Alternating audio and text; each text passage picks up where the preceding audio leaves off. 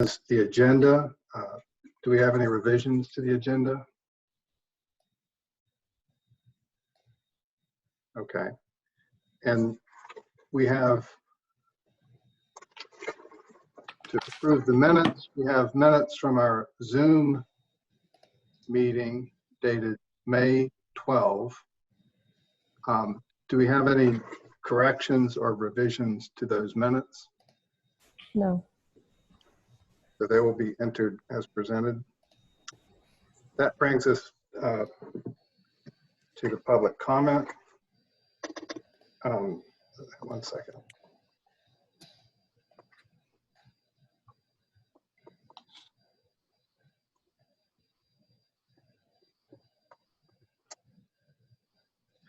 So please remember that public comment is a time to address the board as a body, and not to address individual members.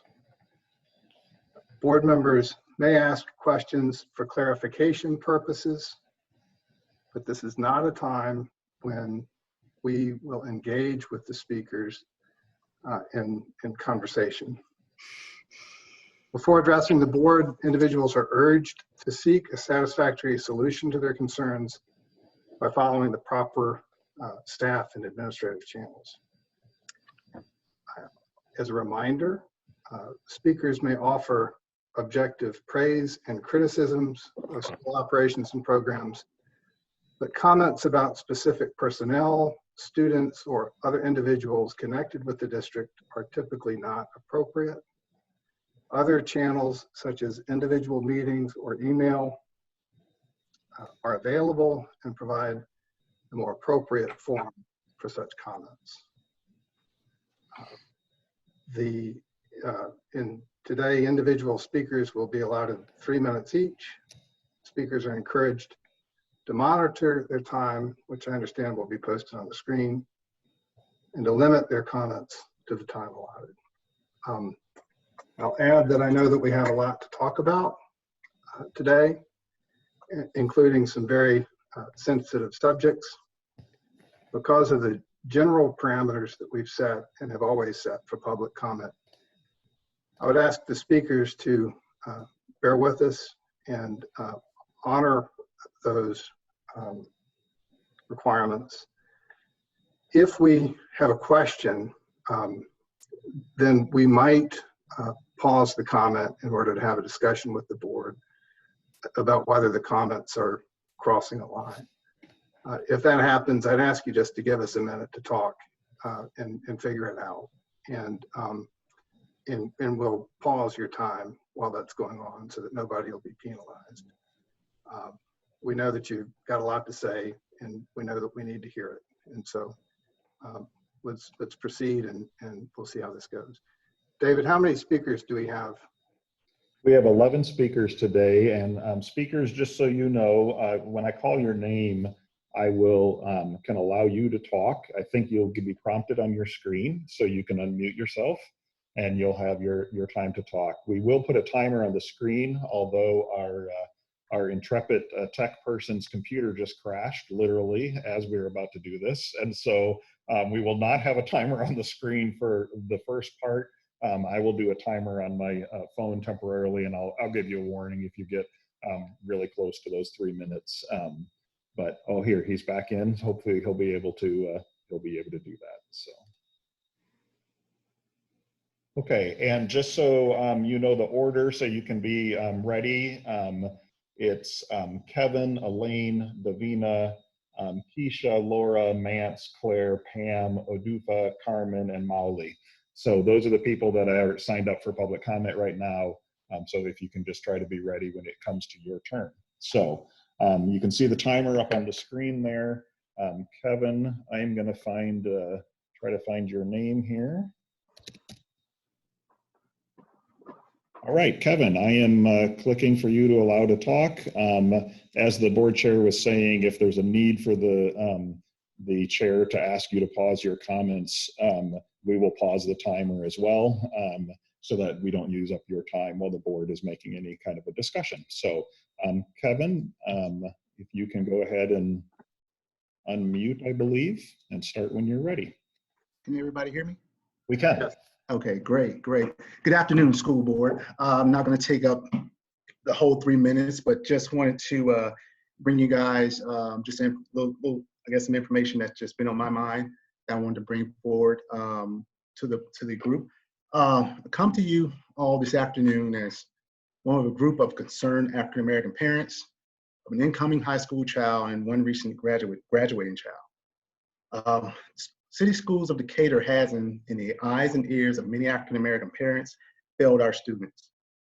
Hateful acts by school-aged children attending our schools are dangerous, disturbing, and disruptive.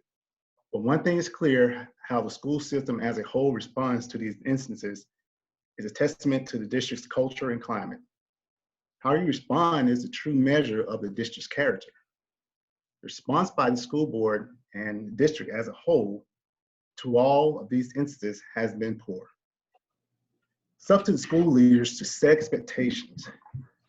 Everyone on staff, from the bus driver, custodians, to classroom teachers, all the way down to the IT department, must know that hate, disrespect, and intimidation has no place on campus, on all of our campuses, and that every student should feel welcome. And why can't the school district be more open to what these actions are? Most parents want to know exactly what's going on. With other racial instances that happened in our state, the districts have been forthright with outcome, loud and clear. Case in point, kids being expelled at the Carrollton City Schools. And in closing, please start including those that are affected in your decisions that affect us. The statements that you make don't really ring true because it sounds like the same rhetoric. We will not let this be swept under the rug. Thank you. Thank you, Kevin. Appreciate that. I am disabling your talking, just so you know now. Thank you for your comment. Our next speaker is Elaine. And I see you here, Elaine. I am giving you access to make your comment. Once you unmute, go ahead and start. Good afternoon. I would just like to comment that if you're happy with what you all have contributed individually and collectively to support our Black students after these incidents, then we all should be deeply concerned. We need you to share with us what you're planning to do so that we can make preparations for what we need to do. A generic email each time one of these incidents occurs is not enough. Is it too much to ask board members and administration to call the Black families to say, I stand against racism, I stand with you? Your emails feel inauthentic. They're falling on deaf ears because each time after an email, another video comes out.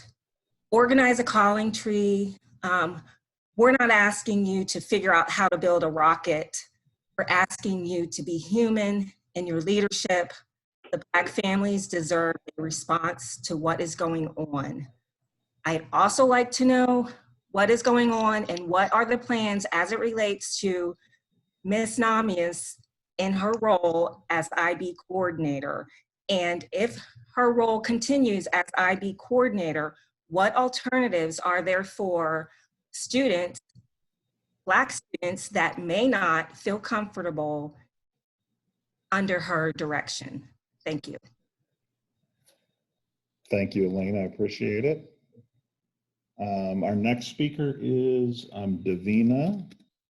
Before we go to Davina, I would ask that we don't have the benefit of seeing folks.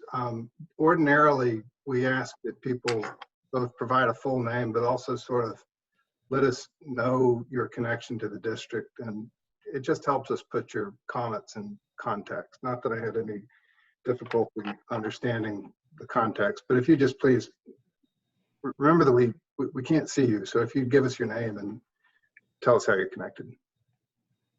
Right. David, Devanya sent an email to the board saying that she's going to put her comments in a formal communication. So Oh, okay. She's not speaking. Okay. Very good. Thanks, Tasha. Okay, so our person after Devana, is Keisha. Let me look you up real quick here.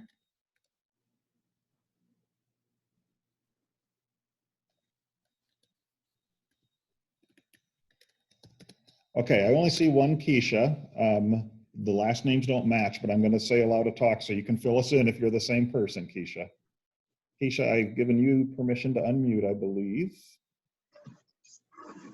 Hi, can you hear me? Yes, did we get the right Keisha? I hope so. Yes. Okay, very good. Go ahead. Hi, I'm just here as a parent of an incoming student that will be new to the district, and I was made aware of certain incidents. And just to kind of piggyback off of what Elaine was saying, I just wanted to know what actions were going to be taken, and I just want to know that my children will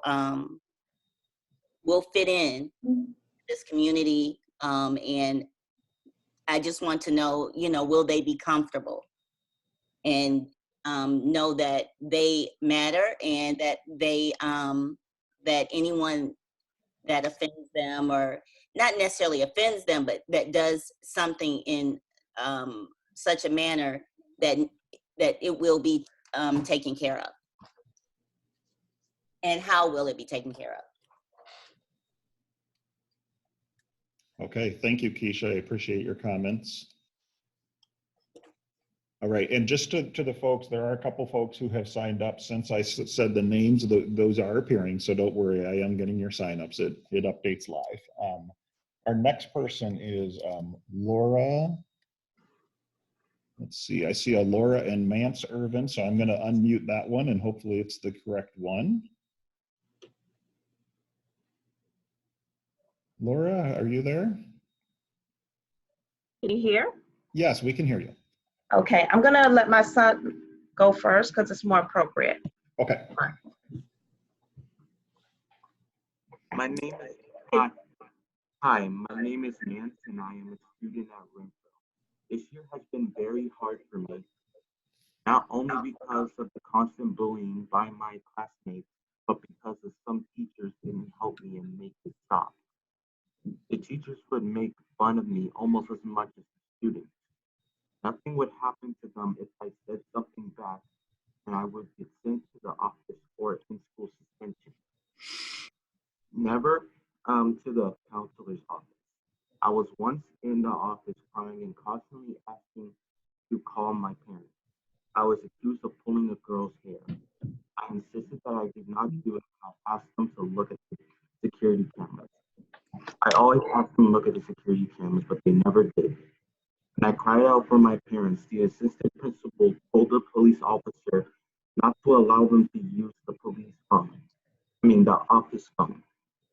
They unplugged it. I knew better than to reach out for the phone with the police there, because what would happen to me?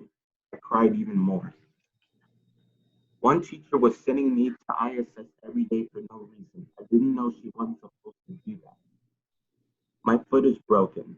My Spanish teacher would bring a football to class and make us go outside to play. When I screamed out in pain, she didn't help me up. I asked, but she told me to try.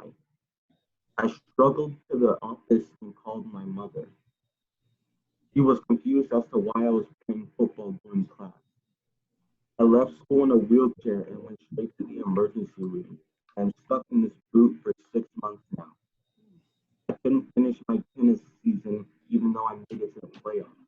I was already sad because I was the only black boy to try out for the Decatur High tennis team with about 20 other boys. I was easily in the top 3. I never lost a match against the kid on the Oakhurst or Fire Station court ever. I still didn't get picked. I should have known because the same thing happened to my sister before she tried out. I like to finish chess, robotics, and math. I'm 6'3", and nothing about me is aggressive. I'm even gifted and none of that matters. I think they took advantage of my ADHD and autism. I knew I did not understand what they were tricking me. I'm a genius. They just don't believe, and maybe one of you can tell me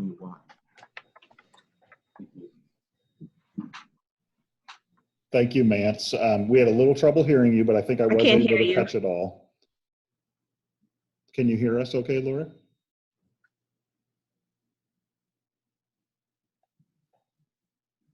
I'm sorry, we couldn't hear. Okay, now I can hear you. Okay, good.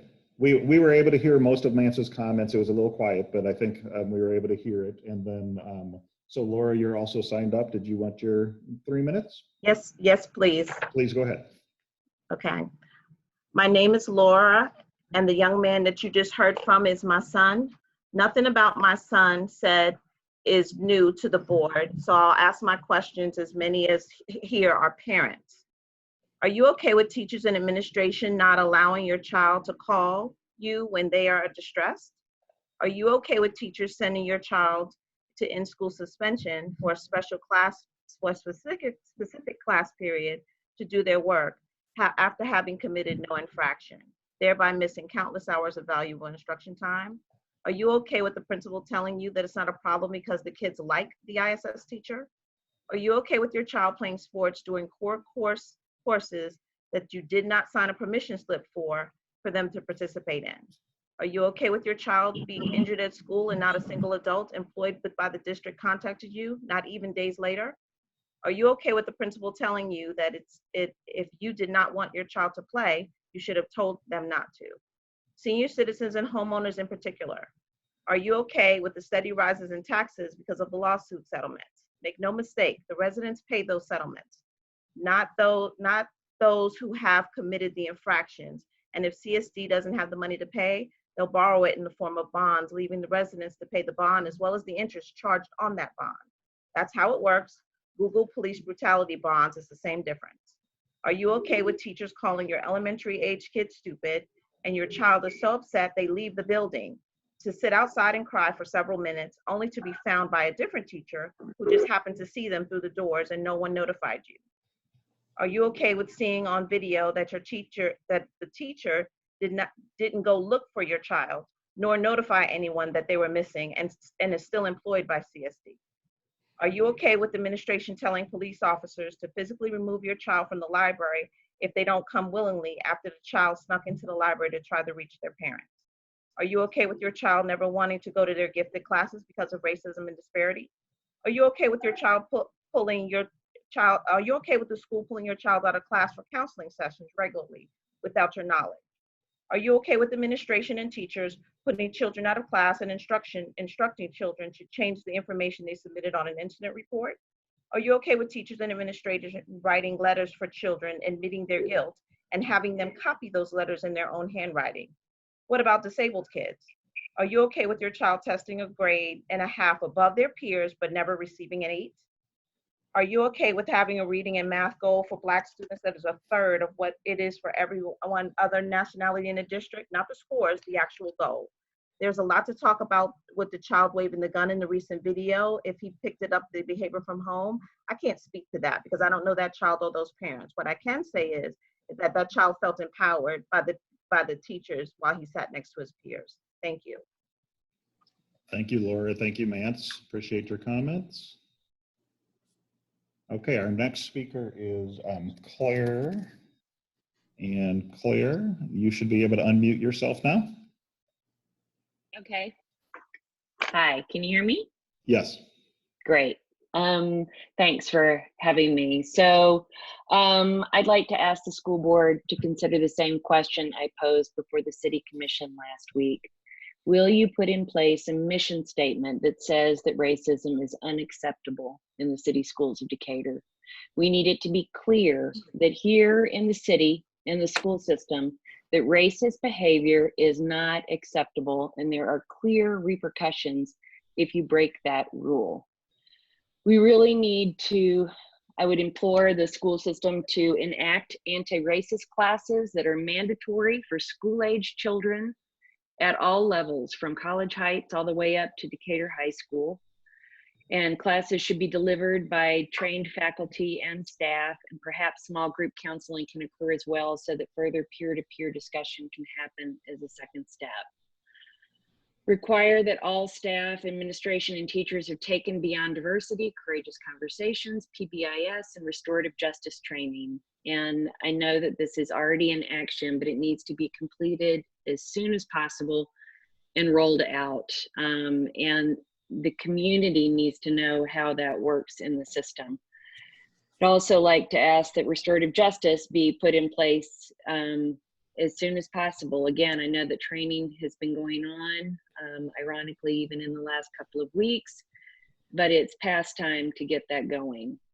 And then I think one of the most important things that can happen, and I know that this is under discussion and in committee right now too, is to clarify the code of conduct for CSD. I don't know that it needs to be changed necessarily, but it reads like criminal conduct code in a sense, like no parent, student, teacher really knows what the outcome is going to be if a rule is broken, what the penalty is going to be, and if it's going to be enforced. And even with this most recent example of the video of the student waving a gun, some people who know the code think that it could be just 2 days of in-school suspension or 10 days out of school suspension.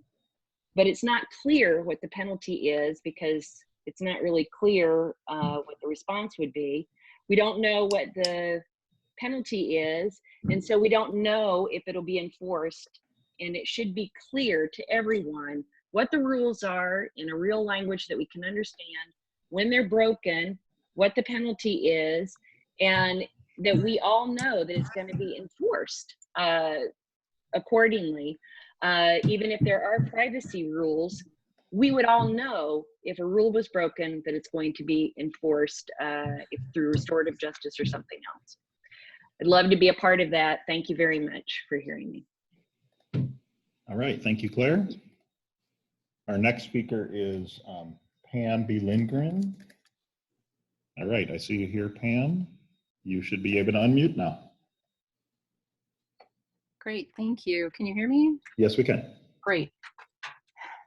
Good afternoon, members of the board and Dr. Duty. For the record, my name is Pam B. Lindgren, and I have 3 kids, 2 of whom are at Decatur High. I live at 115 Coventry Road here in Decatur.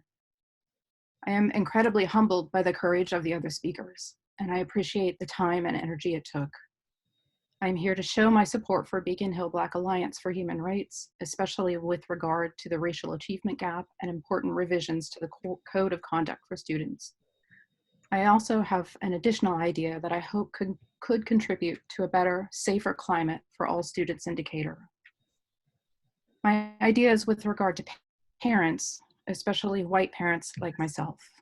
I can tell you that as a white person, I have been aware of some things regarding race in America, but I have had the luxury of staying uninformed about others. Like many of us, I'm trying to fix that now, and I'm wondering if CSD could take a leadership role in this area, specifically regarding expectations.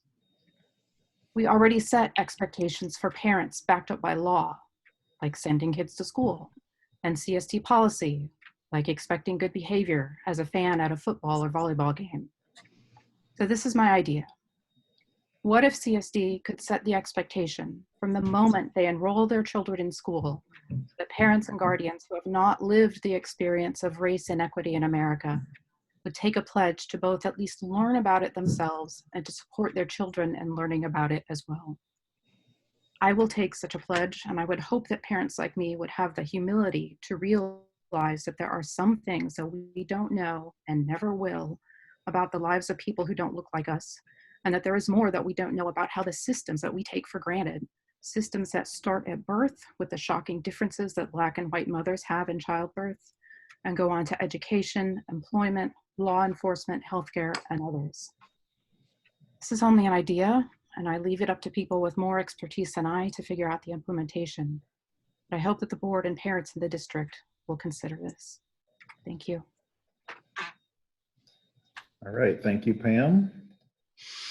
All right, our next speaker is Odufa. All right, I see you here. You should be able to unmute now. Good afternoon, everyone. My name is Adufa Burma. I live on Sycamore Drive. I stood before this board 2 years ago to express dismay at CSD's handling of a white student boy punching my second grader in the privates and a girl punching him during an after-school activity on school premises.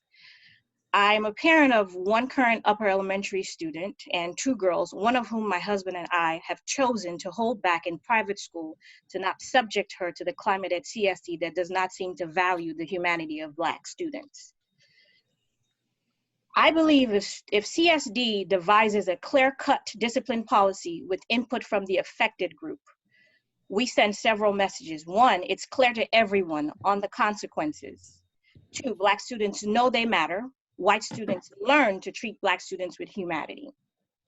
In this learning environment, not doing the above teaches Black students, 1, that they do not matter to this district.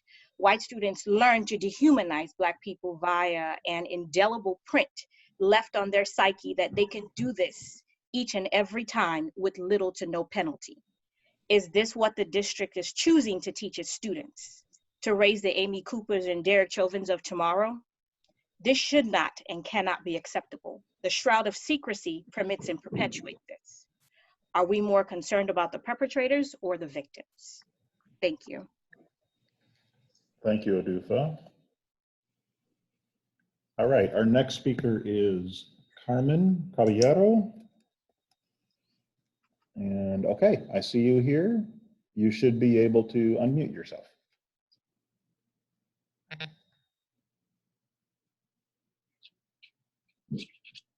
Carmen, are you there?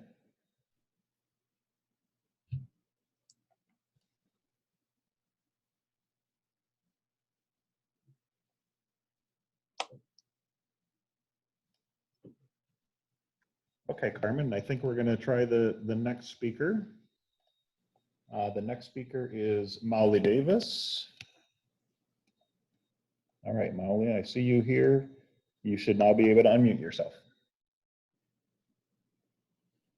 Good afternoon. I'm Molly Davis.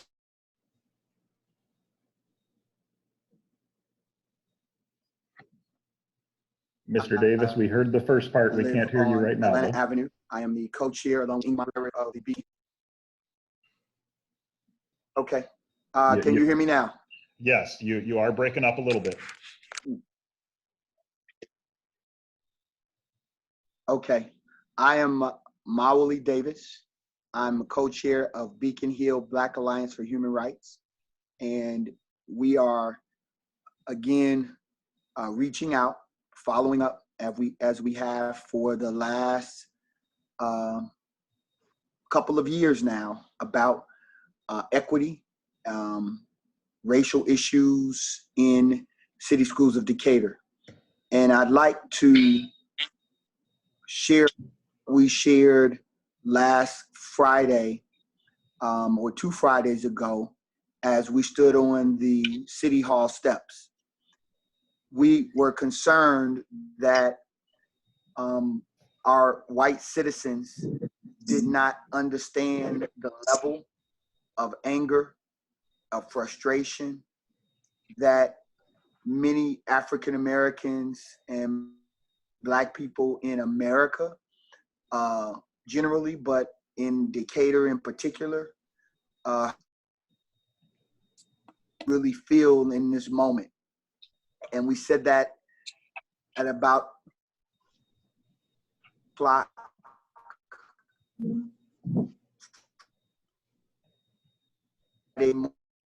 morning. We tried our very best to continue to sound the alarm that we are fed up as a community and that people are ready to explode. And I will echo that same sentiment again as it relates to the issues that are occurring in city schools of Decatur. If there is no action taken, again, I can only imagine what the response will be from those who are fed up to the point of frustration. And it will then be an attempt to blame the victim. And the victim is not to blame when we've worked and questioned and raised issues, and still we have these blatant acts of racism and white supremacy occurring by students that go to Decatur High School. I again urge action, anti-racist work, rooting out white supremacy by the students and the faculty, and the investment that the city of Decatur made is only the beginning, and there needs to be that same kind of investment in anti-racist white supremacy work. That is where we are. We ask that everything be as transparent as possible, as soon as possible, so that we can avoid any further issues and attempt to blame the victims in this issue. Thank you. Thank you, Maoli. All right, our next speaker is Audrey Maloof. All right, Audrey, you should be able to unmute now. Thank you, and thank you to the board. My name is Audrey Maloof. I have been a lifelong resident of the city of Decatur. I am a 2015 graduate of Decatur High School and former student body president. I am here today to speak about the racial inequity that is so apparent in our school system and has been for such a long time. I hope to bring some concrete solutions to the table that can be helpful for us to move forward and actually put action into our words. First, I would like to address the code of conduct. I would like to see a very clear provision that addresses hate speech specifically, with a zero tolerance policy put in place behind it. There is currently a line about discriminatory slurs that has a punishment of up to 2 days of ISS, and I believe that there needs to be a much stronger punishment put in place for discriminatory slurs and for hate speech in general. I also believe in the City of Decatur's efforts to implement restorative justice practices in our code of conduct, and I believe that there needs to be a restorative justice piece that follows along with those punishments as well. I would also like to see regular reporting of disciplinary records within the city of Decatur, specifically broken down by race, so that teachers and administrators can be held accountable and remain accountable for any racial disparities and inequity coming through our district. We have a lot of work to do. This is not an exhaustive list of every necessary action, but we need action now for our schools, and words are great, but they are not enough, and we really need to work for the people of our district, and specifically for the Black community in Decatur that has been unheard for so long. Thank you. Thank you, Audrey. All right, our next speaker is Adam Horowitz. Hey, Adam, you should be able to talk now. Yes, hi. Thank you. My name is Adam Horowitz. I'm the parent of 2 students at FAVE who will be 5th graders next year. And I'm here in solidarity with the Beacon Hill Black Alliance for Human Rights. I just want to say that while I appreciate the plans that the district has announced regarding anti-racist training and education, what is most important to see is meaningful accountability for racism and white supremacy within the CSD community. Because while education is always important, I don't think that the racist videos that we've seen recently have been expressions of ignorance, but they've been expressions of power. They were not innocent mistakes that reflected confusion as to what those terms meant, but they were intentionally meant to intimidate and terrorize other students and the community at large. There needs to be meaningful accountability to show that racism and white supremacy is not acceptable in our community. Until there is accountability, I think whatever education or training we do will simply ring hollow. Thank you. Thank you, Adam. Okay, and our final speaker is Ayana Robinson. I see an Ayana here, so I'm hoping it's the right one. Ayana, you should be able to unmute now. Yes, I too just wanted to say that I think it's really important that that the school system really understands the impact of what the decisions that are being made now will do for the students that are currently in the school, but then also for the students that are coming behind them. And I think it's important that we are very intentional about the messages that we're sending around what is acceptable behavior and consistency, because our children are watching. And so I'm just asking that as decisions are made and we are working to protect the students who are involved, because their identity is important, and we also need to think of them as minors, but also realizing that they are making very adult statements and taking very intentional action. And so we can't always be quick to ignore the ramifications of those actions for the sake of, sometimes protecting children when they themselves are putting them in these places and in these positions. So I do ask that we are very intentional about the actions that we have moving forward and what those statements are making to our students who are in the high schools and school systems now, but also those who are coming up and watching the actions that are, that we're making today. Okay, thank you, Ayana. Mr. Chairman, that was our final speaker, so you can take it away from here. Okay, well, the next item on the agenda looks like it's our consent items. Did you have a superintendent's report? No, we haven't been putting those on because we're doing the updates. Okay, well then let's move to consent items. The first item on the consent agenda is the approval of a contract for additional student devices. David, you want to, well, I guess we don't need to discuss this. Do we have a motion to approve the consent items? I saw lips move, but you're muted. Move to approve. Second. All in favor? Aye. Aye. So the consent items passed unanimously. And next we have, it looks like 3 items, action items on the agenda. And the first is Meron. Yeah, we have 1 action item and 2 discussion items, and the first one is about the budget. So you may recall, so Lenita, if you want to go ahead, I'm going to actually make you a co-host. Do you want to share your screen, or do you want me to share your presentation? You can share the presentation. Okay, I will get the presentation up here, but just a reminder that back in March, we did approve the general fund tentative budget. Obviously, a lot has happened between March and now. And so the reason you're seeing another tentative budget is because in addition to general fund, we also have other funds here that we need your approval on for a tentative budget. So Lenita's going to walk us through that and what has changed between March and now, as well as the 2 other funds that I did not attempt to dive into in my little bit of knowledge that I had of budgeting. I didn't attempt to dive into the other budgets at the time. So Lenita, I'm going to try, I'll pull this up and try sharing it, and then you can go ahead and start anytime. Great.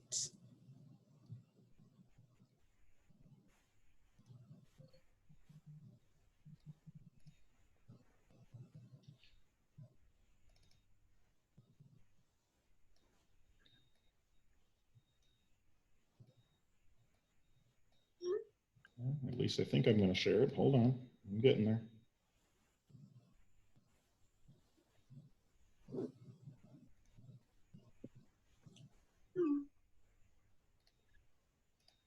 David? Yeah, go ahead. I wonder if we might pause and, with apologies to Lenita, take a minute to comment on what we just heard and our reaction to it. And as we said, or as I said in the beginning of the comments, it's not typical. We generally don't address public comments and try not to engage in an exchange and all the rest of it. But, things are different today. And I think it would be appropriate to make a response. And so I thought that we might open the floor. Just for I'm happy to kick it off with a couple thoughts, just so folks know this is work that we are very deep in. I hope you have read our updates, and I do understand the feelings of words are one thing, actions are another. I think if you look carefully, you'll see we have taken significant actions, and we continue to take significant actions. And this has just helped even further the resolve to do so. And so we are doing our best to keep this work moving forward. We do appreciate the collaboration with Beacon Hill. They push us hard, and that's a great thing. And a lot of the things we've done have been accelerated because of that pressure, and we welcome that. It keeps us aligned and keeps us working hard on our issues of equity. I think folks know, but I'll share it anyway. We have invested very significant funds and personnel in this work, to the tunes of hundreds of thousands of dollars that we commit every year to our equity work, including positions and trainings and things like that. So we're very serious about this. We take it extremely seriously. We are not just doing this at some levels. We're not just doing this with just a cursory overview. We are deep in this work. You all, some of you were on the board when I first brought this up shortly after I came here, and shared some of the discipline data that I had seen and my concerns with that. And that we've been moving forward full steam ahead ever since that time. So we will continue to do that. We will continue to have really in-depth trainings with our cabinet, with our principals, with our teachers, with all of our staff. And so we're very committed to this work, and we appreciate the input. It's very important to us. One of our latest activities that you may have noticed in our last update is updating the code of conduct. That's actually been underway for a couple months now. And we're getting close to the point of gathering input from others. There were quite a few people involved, parents, teachers, community members, in those changes to the code. And so we'll be sharing our draft of that, I think, as soon as the mid-June board meeting.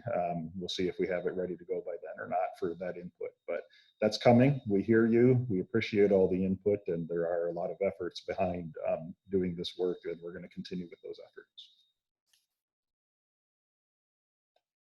Just wanted to address the community to just first thank you for speaking today. I know that it isn't always easy to do so. And I wrote everything down. I heard everything that you said, and I hear you. And we won't be happy with what we're doing until our community is happy. We know we can't please every single person, but we know that we have more work to do, and we're going to dig deeper to do that work. This is not something that's going to get swept under the rug by any means.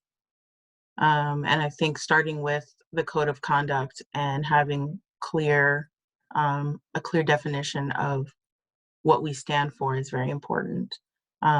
So that was definitely heard and already in process. I just want to recognize and let you all know that I feel the same pain that you feel.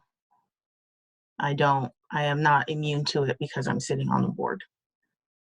And I feel your anger, I feel your pain, I feel your frustration. And as long as I'm sitting in my board seat, then, as I said, the day that I sat here for the first time 5 years ago, that the equity that we seek for all Black children in our school will be my #1 priority.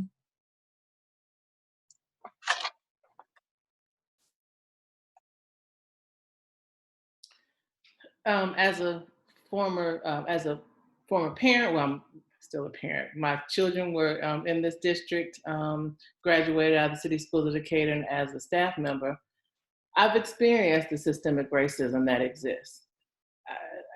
I recognize it because I've experienced it firsthand, and which is one of the reasons why I ran for a seat on the board, because I'm committed to trying to dismantle that system. This is a wonderful district. It could be better. And I'm committed to doing what I need to do to make sure that other families, other staff members don't have to experience some of those things. And so I appreciate the community members that came and expressed their feelings. I have been there, and I'm there now. And so just to reiterate what Board Member Tasha said and the Superintendent, Dr. Duty, that I'm here to get the job done. And so we're gonna work hard. That's it. And I see people posting things and I see people saying things and I don't trust them. And I can't imagine what people whose children's lives feel threatened, they don't have any reason to trust people who look like me. And I get that. And as I hear the parents of people, Kevin, my neighbor, speaking about his child, you know, I want to do. And as we commit with this code of conduct and this real commitment to representation and the people that are on this board sitting around and having real push about what it means for that code of conduct to be meaningful, what it means for these acts of racism, these acts of violence towards members of our community to be dealt with appropriately, will be dealt with appropriately. And I get that there's not a lot of faith in that, and that as white people in a system built on white supremacy, we've given no faith that it'll be dealt with that way. And but I do believe as a city and as a school system, we're committed to working on that. Have we solved it? Hell no. Is Jana Johnson Davis, Tasha Lewis, Heather Tell, Lewis Jones, Dr. Duty, and his staff committed to working on that? Yes. Was I excited about a school board meeting and listening to people and their pain? Honestly, yeah. Because I want to do something about it. And when we get off this, I'm going to have a meeting with some Glenwood PTA parents. And we're going to talk about getting some dads together where we talk about dismantling it amongst our 5-year-olds, because it's got to start somewhere. And I'm tired of updating my Facebook and my Twitters and doing stuff that doesn't mean anything.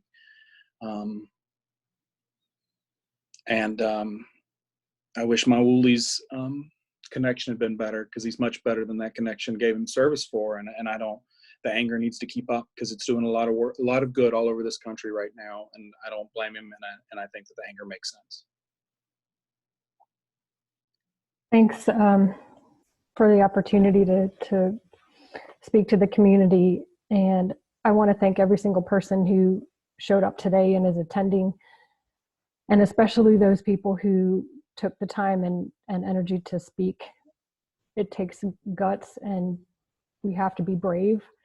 And I feel like as a community, we have to work together, and it is the schools, and it's also the greater community. And as a school board, we are committed to working with City of Decatur. And we have done a lot of great things so far, but we have a lot more work to do. I'm proud that we had already begun our courageous conversations and our Beyond Diversity training with all of our teachers and all of our staff and every one of our school board members. And we need to continue that. Through that, I have learned a lot, and I've learned that these conversations are really difficult. And we have to be okay with being uncomfortable, because none of this is easy and none of this is comfortable. And only when we can have those conversations are we going to make any sort of progress whatsoever. But I feel grateful that I'm serving with a school board that can have very difficult conversations. We are able to speak our truth, and we do not always agree. And sometimes those conversations get very heated, but we have respect for one another. And I feel that the people who showed up today and spoke to us rightfully are angry, rightfully feel like things take too long. But I also very much appreciate the respect and the opportunity to work together on this, because I do not feel that we are adversarial. I feel that we are one team and have the same goal in mind. As a parent, I want to encourage everyone to speak to their children. I know as a school board and a system, we are committed to having more of these conversations and some formal education in the school regarding anti-racism and regarding trying to improve our equity and our approach in the school system. But I think it also needs to come from the home. And so I loved the idea that we heard about encouraging parents to have those conversations with our students at home. That's really where it starts. So thank you to everyone for your commitment and for working with us, for your faith and thank you for pushing us harder. The most difficult thing about this job is that it's never done, and we can always do more. So thank you for being there and for holding us accountable. I'll just add my thanks to everybody for coming forward. I can tell you that there is no greater priority in this district, and there hasn't been for several years now, than trying to fix the systemic problems of racism and inequality that are all too apparent and that are in fact difficult to tackle. I'm proud of the work that we're doing. I completely understand, well, I should back up. I cannot completely understand the anger that parents subjected to this would feel. I can, but I'm trying to get it, and I think I do to some extent. I understand the urgency, I understand the anger, I understand the impatience, and the only thing I can say is that we're trying hard. And I mean, one thing, it's never going to go down well to say, you know, trust us, we've got it under control. We obviously don't. We obviously need to do more, but we are trying hard. And I'm proud of many of the things that we've done in place, that we've already put in place. I mean, we are already working hard on revising the discipline code. We're already working hard on instituting the courageous conversations, training with staff, and rolling that out to the broader community. The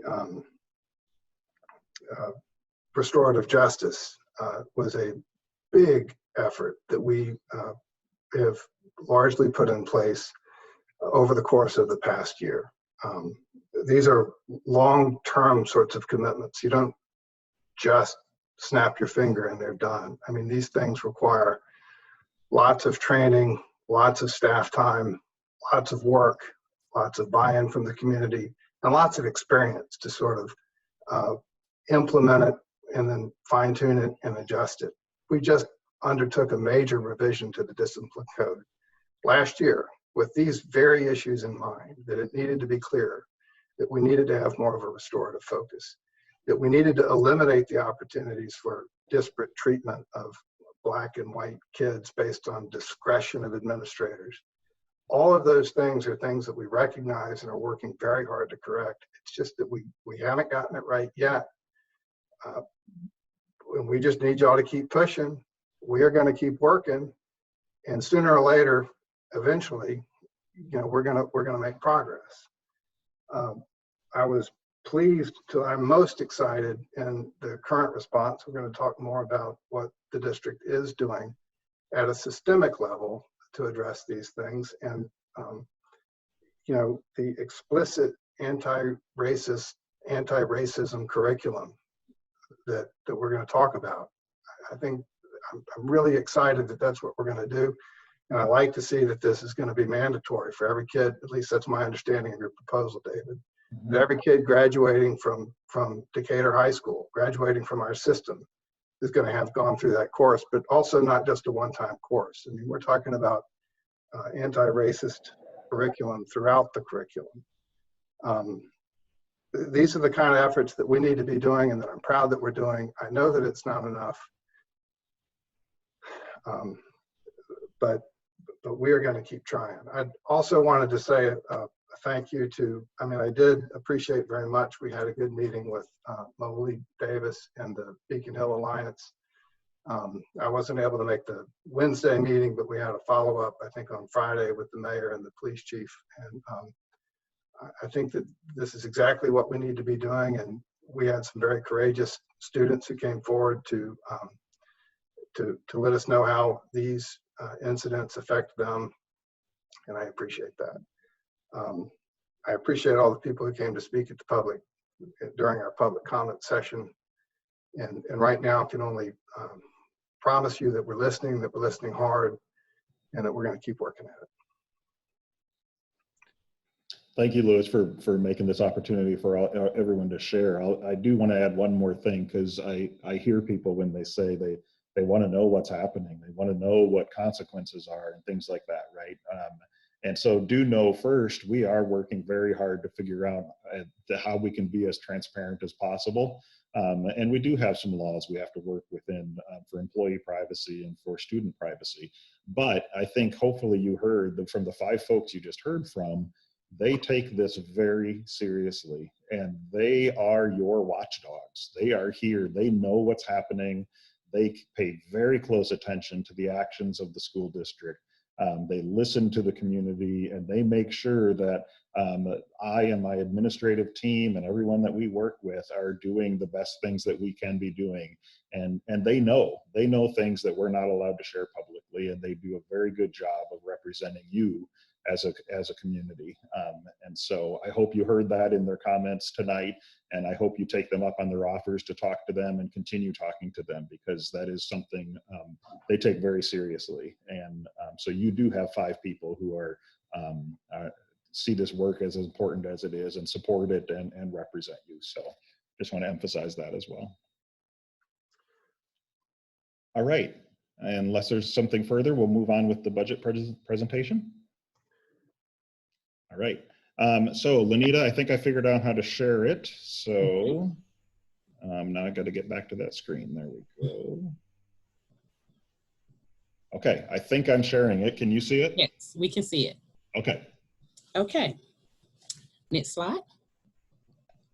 Oh, you need me to do a slide? No, I'm just kidding. Go ahead. Good evening, members of the board, Dr. Duty, colleagues, and community. At the March 10th board meeting, the board approved the tentative budget for general fund. Today, the board is asked to approve all funds, including updates to the general fund budget. Although the district did not increase the millage rate, which is currently 20.25, there was a small growth of 3% in the tax digest due to reassessments. And therefore, we will hold 3 public hearings to discuss the millage rate. The first and second hearings are scheduled for June 16th at noon and 3:45. A public hearing of the tentative budget will follow at 4 p.m. and the final approval of the fiscal year 21 budget and tentative millage rate is scheduled for June 16th at 4:15. The third public millage hearing and final approval of the property tax millage rate is scheduled for July 14th. General fund. Again, the board approved the general fund for the tentative budget on March 10th. Since that time, the economy has experienced the current pandemic related to COVID-19, which has and may continue to have a financial impact on the district's revenue. In preparation of revenue decline, the request is that the $5 million in designated funds be undesignated and utilized to cover the $3.5 million reduction in state revenue due to the 11% cut in QBE from the governor. And we are also anticipating a lower tax collection than initially projected. Expenditures. An additional $1.8 million of the initiatives discussed in the March 10th budget presentation did not convert over to the final numbers, and those have been added. So basically, in the system, in the computer system that we have, the numbers did not convert over to that March 10th statement or budget that Dr. Duty presented, so we need to add those back in. Lanita's being very nice. I didn't put in some of the things correctly in the budget software, just like I warned you might happen, and she found it and fixed it just like we hoped she would when she came on board. Yes. And also the supplement that the district provides for pre-K has also increased due primarily to a reduction in funds from the state in their preliminary budget. So this is your new proposed fiscal year 2021 budget. Local revenue projection is conservative and represent a 5% increase from fiscal year 20. QBE was reduced by 11% of the midterm allocation. After the reductions in revenue and increases in expenses, the ending fund balance is 9.6% of expenditures, which is within the 4 to 15% fund balance range that we strive to stay within. Special revenue funds. Special revenue funds are made up of reimbursable grant fundings received from the state and the federal sources. The budget is based off of preliminary estimates from the grantor. So next we'll have a breakdown of the special revenue funds. We have received the preliminary estimates on budgets from all of our special revenue funds. However, do be mindful that the budgeted accounts are estimates and may decrease or increase. Not likely to increase at this point, so it's likely that it may decrease. The total budgeted special revenue funds equates to $2.8 million. And this budget consists of pre-K, Title I, Title 6B, Special Ed Preschool, JROTC, and Perkins. Capital funds. The average monthly collection of SPLOS funds prior to March was approximately $436,535. Since March, collections have declined progressively at a rate of approximately 15%. We are continuing to make debt services payment and working towards the completion of referendum-approved projects. This is your capital funds for fiscal year 21. Unlike local sales tax, anticipated SPLOS proceeds have been reduced a little more drastically. Whereas the local sales discussed in general fund is primarily generated from property tax, the SPLOS proceeds are generated from sales tax from anyone that shops in the city. During this pandemic, many of the stores in the city have been closed or operating under limited hours. A 40% reduction is projected from fiscal year 20 SPLOS proceeds based on anticipated revenue shortfalls from the temporary closure of many businesses in the city and the uncertainty about how the pandemic will impact future months. So in case you're doing the math, Yes, like I did, the 500,000 a month times 12 is 6 million, and this says 3 million, and that's why, because of the decreased proceeds that we're anticipating getting from the county. Correct. School nutrition funds. School nutrition is pretty consistent with previous school nutrition budgets, with funds coming from a variety of sources, including local, state, and federal. So these are the anticipated revenues received from the various sources. This slide presents the breakdown of school nutrition expenditures, with the largest expense being personnel and, of course, purchased food. This budget season is unique because we really do not know how the pandemic will affect school operations in the fall and the financial impact that the pandemic will actually have on revenue. The budgets submitted today are based on projections, and it may be necessary to amend the budgets during the new fiscal year.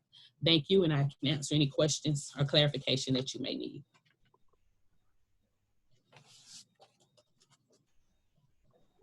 Just so board members know, I'm going to stop sharing just for a second. Oh, wait, there's Lewis. Okay, I couldn't see you, Lewis, so I wanted to make sure you're still connected. Okay, any questions?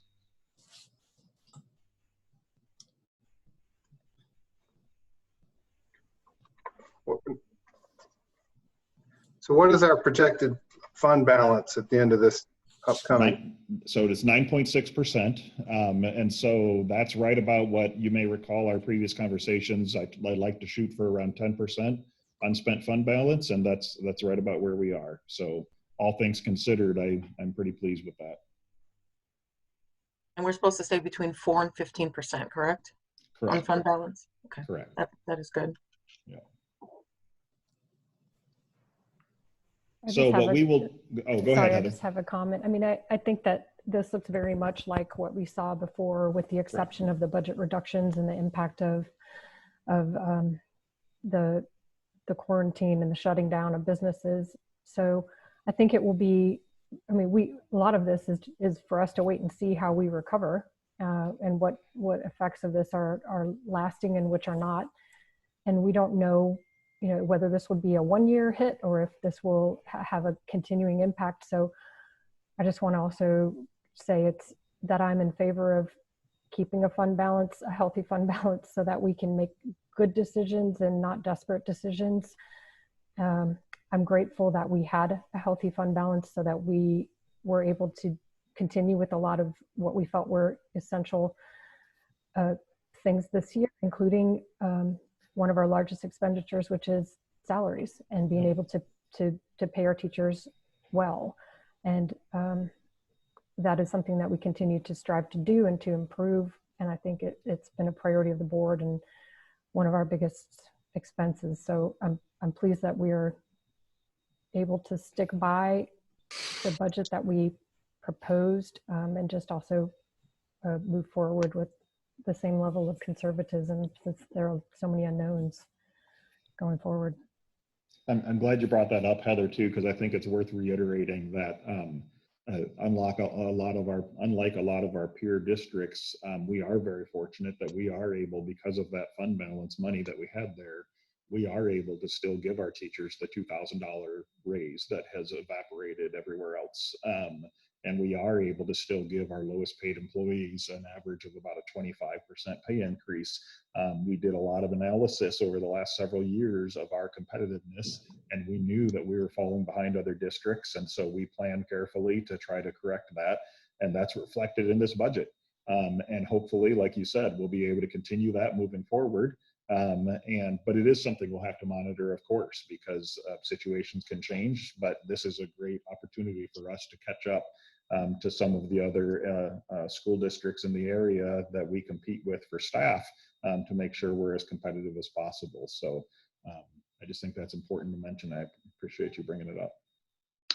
Dr. Dude, the other things that we talked about funding as part of that discussion, including the Cultural Center for African American and Black students, and the new counselors from, mental health counselor, that suite of things, those were included in this. All of those things are still here. That's correct. Okay. Exactly. And I do have another question, but I wanted to thank Lenita for, she said that it's an interesting time, and I can't wait to actually meet her face to face. Lenita, thank you for hitting the ground running and just doing a great job. This is your third presentation, and really appreciate it.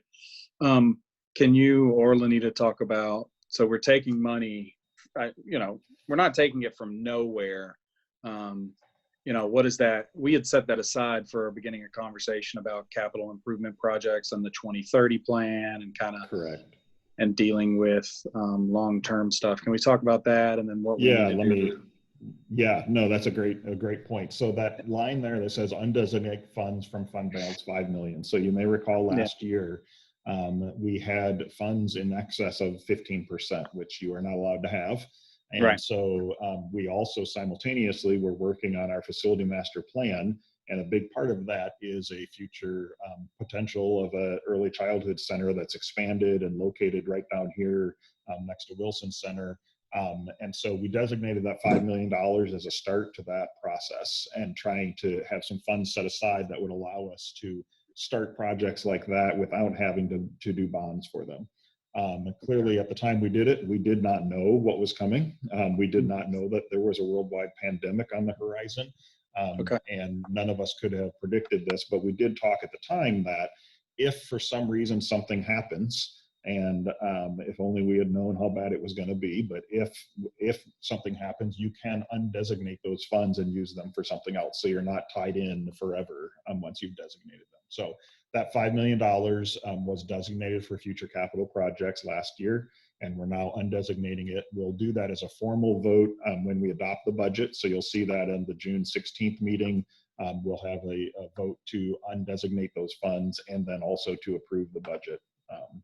So yeah, that's an important point. Thank you for bringing that up. Okay. The other thing I'll point out, just because it always comes up, this line for tuition, people always say, I thought we don't take new students, and that's true.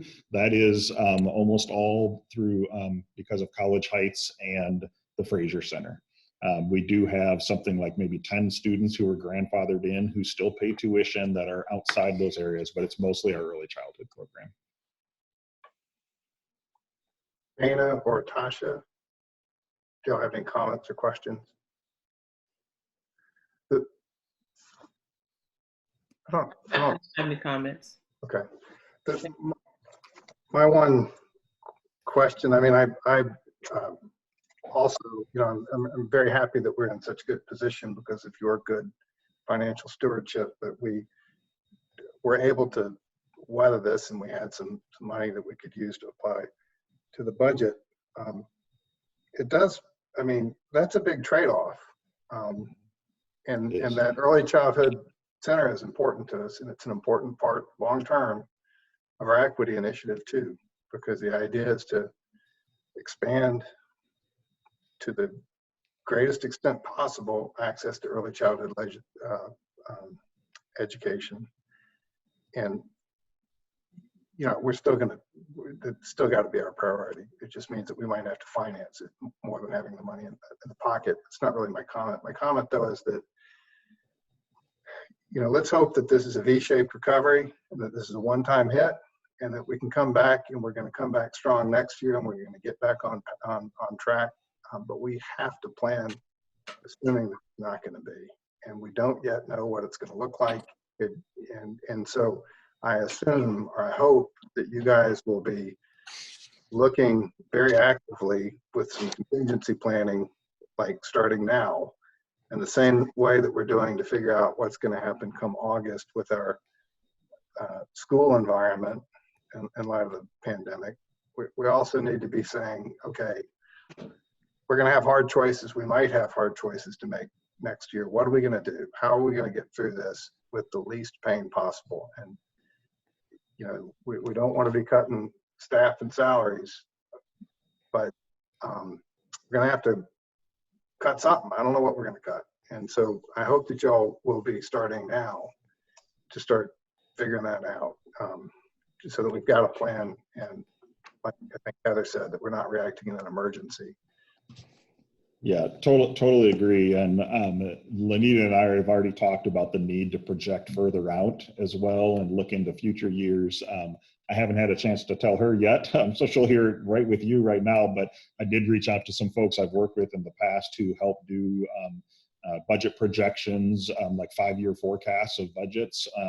And so we're going to talk with them early in the fall, late summer, to kind of see if that would help us or not.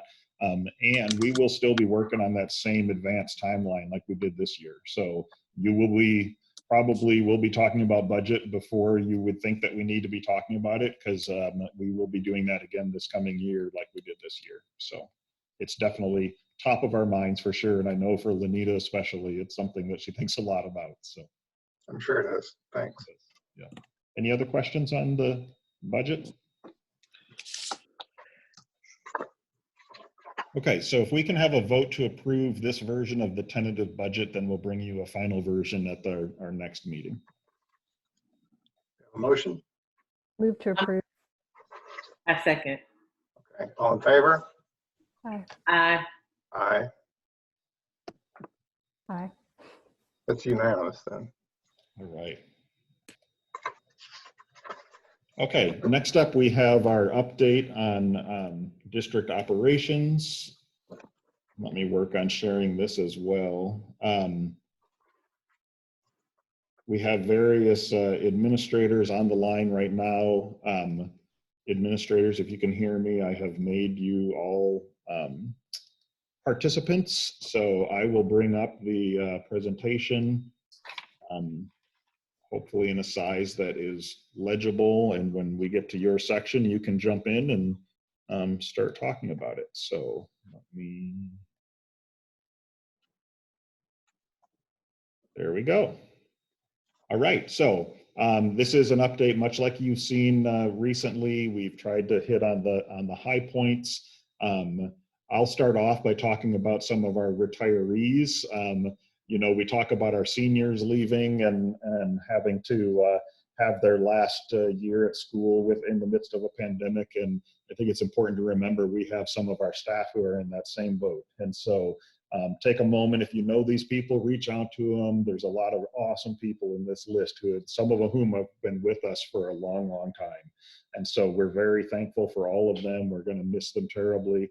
And we just really wish them all the best in the future. And we hope that we can do something with them in person at some point, so we can celebrate a little bit more properly our retirees. But wanted to make sure folks knew about those folks who are leaving us and moving on to other things.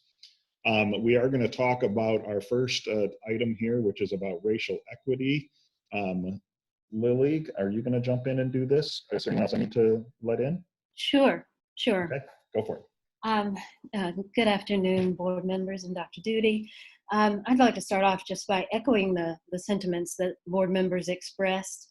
The Equity and the Student Support Department is committed to addressing racial inequities within our district, and especially in light of the devastating local and national incidents of racism we've experienced. So the first thing you see on this is a link to the District Equity Action Plan.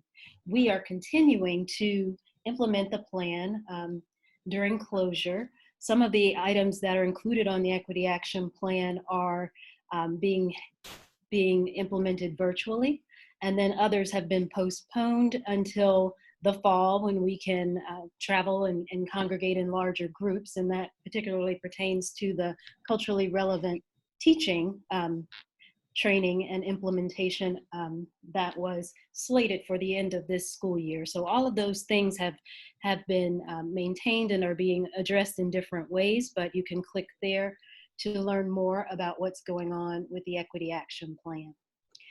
The next thing I have here is a list of several steps that we are taking to redouble our efforts. Some of these are ongoing, but some of these are new things that our department is working on.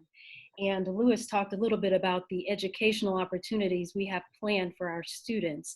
And some of those consist of going through our current curriculum and examining what is there in terms of how we are teaching our students about the history of this country and the things that they need to know to be anti-racist citizens.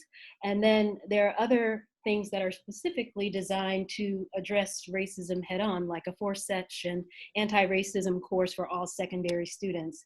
Our equity coordinator, Dr. Mary Banks, and I are working with consultants to develop that and have that ready, up and running for the fall semester. And with that, we'll be addressing the history of race in America and really drilling down on the different ways that white supremacy has been deeply ingrained in our country and has been institutionalized in various ways. We'll also talk about how students can become anti-racist and work together in their schools and their communities to move the work forward as well. We'll look at microaggressions. We'll look at, it'll be an opportunity to process some of the things that are coming up and what students have experienced and to be able to learn from those things. You can look through that list, and I'm happy to talk about anything that you would like to know more about. We've already touched on a little bit how we're going to continue to revise and refine the code of conduct. And I'll pause for just a moment in case board members have questions about what's listed here before going into the next section. I had a couple questions, Dr. Huddleston. Sure. In terms of what are some of the examples or some of the ways that you plan to partner with families, Black families and Black students in the district? Sure. So I'll tell you a little bit about some of the things that have already taken place over the last few weeks or so. Before school was out, we gave 2 listening opportunities to students at the high school. And it was an opportunity for students to come online and to talk about the things that were coming up in response to some of the videos that had been posted. So we worked with the counselors and Dr. Banks, and we all were there to allow students to have a chance to give voice to what they were experiencing and to talk about what they wanted to see happen in response to that. There have also been opportunities for staff members to come on. Now, all of these things, we would have preferred to be able to do them in person, but we couldn't due to COVID-19, but we did provide those opportunities online for staff members to come on and to discuss that. And it's, we planned before the closure to have racial affinity groups, and we're still planning to move forward with that when school resumes, to be able to have those groups. So to come together and talk as a school community and then to provide separate meetings for people to be able to talk about what's coming up for them, and then to be able to bring that back to the whole group. So there are plans to continue with that, with the racial affinity groups, so that people can give voice to what's going on, and we can connect that information with all of the relevant cabinet members and with the board as well, if there are certain action items that are outside of what we've already started working on to address the climate and the culture in our schools. And then my second question was, in terms of the anti-racism programming, is there where are you all drawing that content from for that curriculum? Is there a national program? Is there a standard? Sure. So we are partnering with one of the facilitators from Pacific Educational Group. So the same individuals who developed our Beyond Diversity work and have been doing this work in schools for years. One member of that team who worked with students particularly, and the SOAR program, Students Organized for Anti-Racism, has developed a multi-session curriculum based on working with these districts in the years, as well as best practices and the literature that we have to date on anti-racist work in schools. And so we're partnering with her to develop this, and we wanted to make sure that we had 4 to 6 sessions that are ready to go as soon as we come back. So this is not the extensive year-long curriculum, but given the things that have come up, we wanted to make sure that as soon as school starts, we are able to jump in with some evidence-based work for our students. Is that Lori Watson you're talking about, Lily? Yes. Uh-huh. Just so you all know, Lori Watson is like the rock star of the country when it comes to this work. I shared with her when she got announced at one of the national conferences, and she got this standing ovation that lasted for like, I don't know, it felt like 10 minutes because she is just, the way she can connect with kids is just, it's unimaginable. She is so good at it. And so she is just a super rock star. It's so exciting to hear she's the one working on that. So. Okay. All right, if there are no other questions in this moment, we'll go down to the next section here.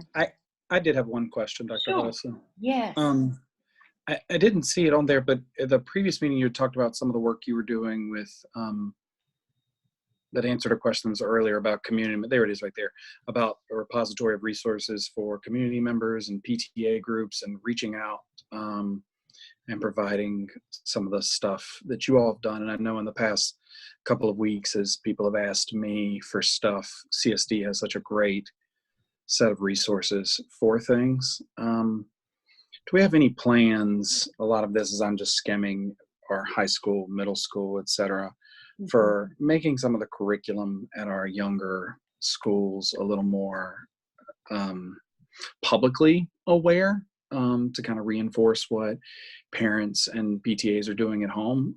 I've seen it on some of your lists before, and I just wanted to know if you could talk to that because it's on the front of my mind. Sure, absolutely. So over the past year, Dr. Banks has been attending many different PTSA meetings, working with our school groups and sharing the information that we have on our website, as well as other resources for parents. And we are constantly updating the information that's on the website. There's a wealth of things in terms of what parents can be reading with their children, and links to lessons that parents can do at home.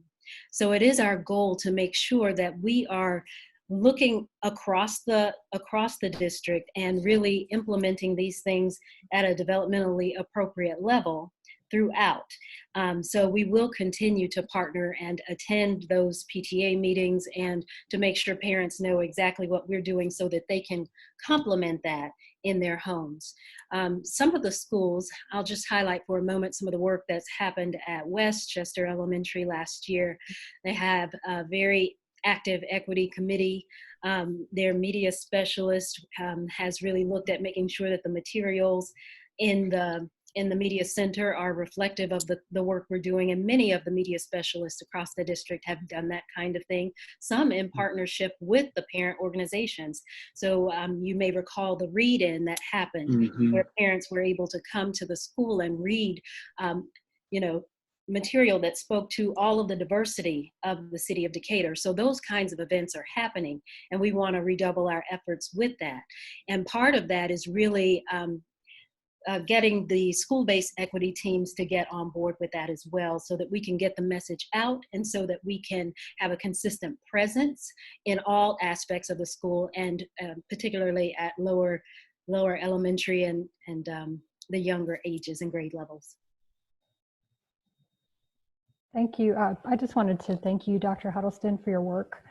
And I wanted to also just highlight that you're sort of where it all comes to a focus, but that you've also challenged the rest of your coworkers, and Dr. Duty has challenged the cabinet and the teachers and staff with making equity a lens that they use to look through for all of the decisions that we make. And since we just talked about the budget, I just thought it would be interesting to point out that as a school system, as a cabinet, as a board, we reviewed every single budget request and rated it.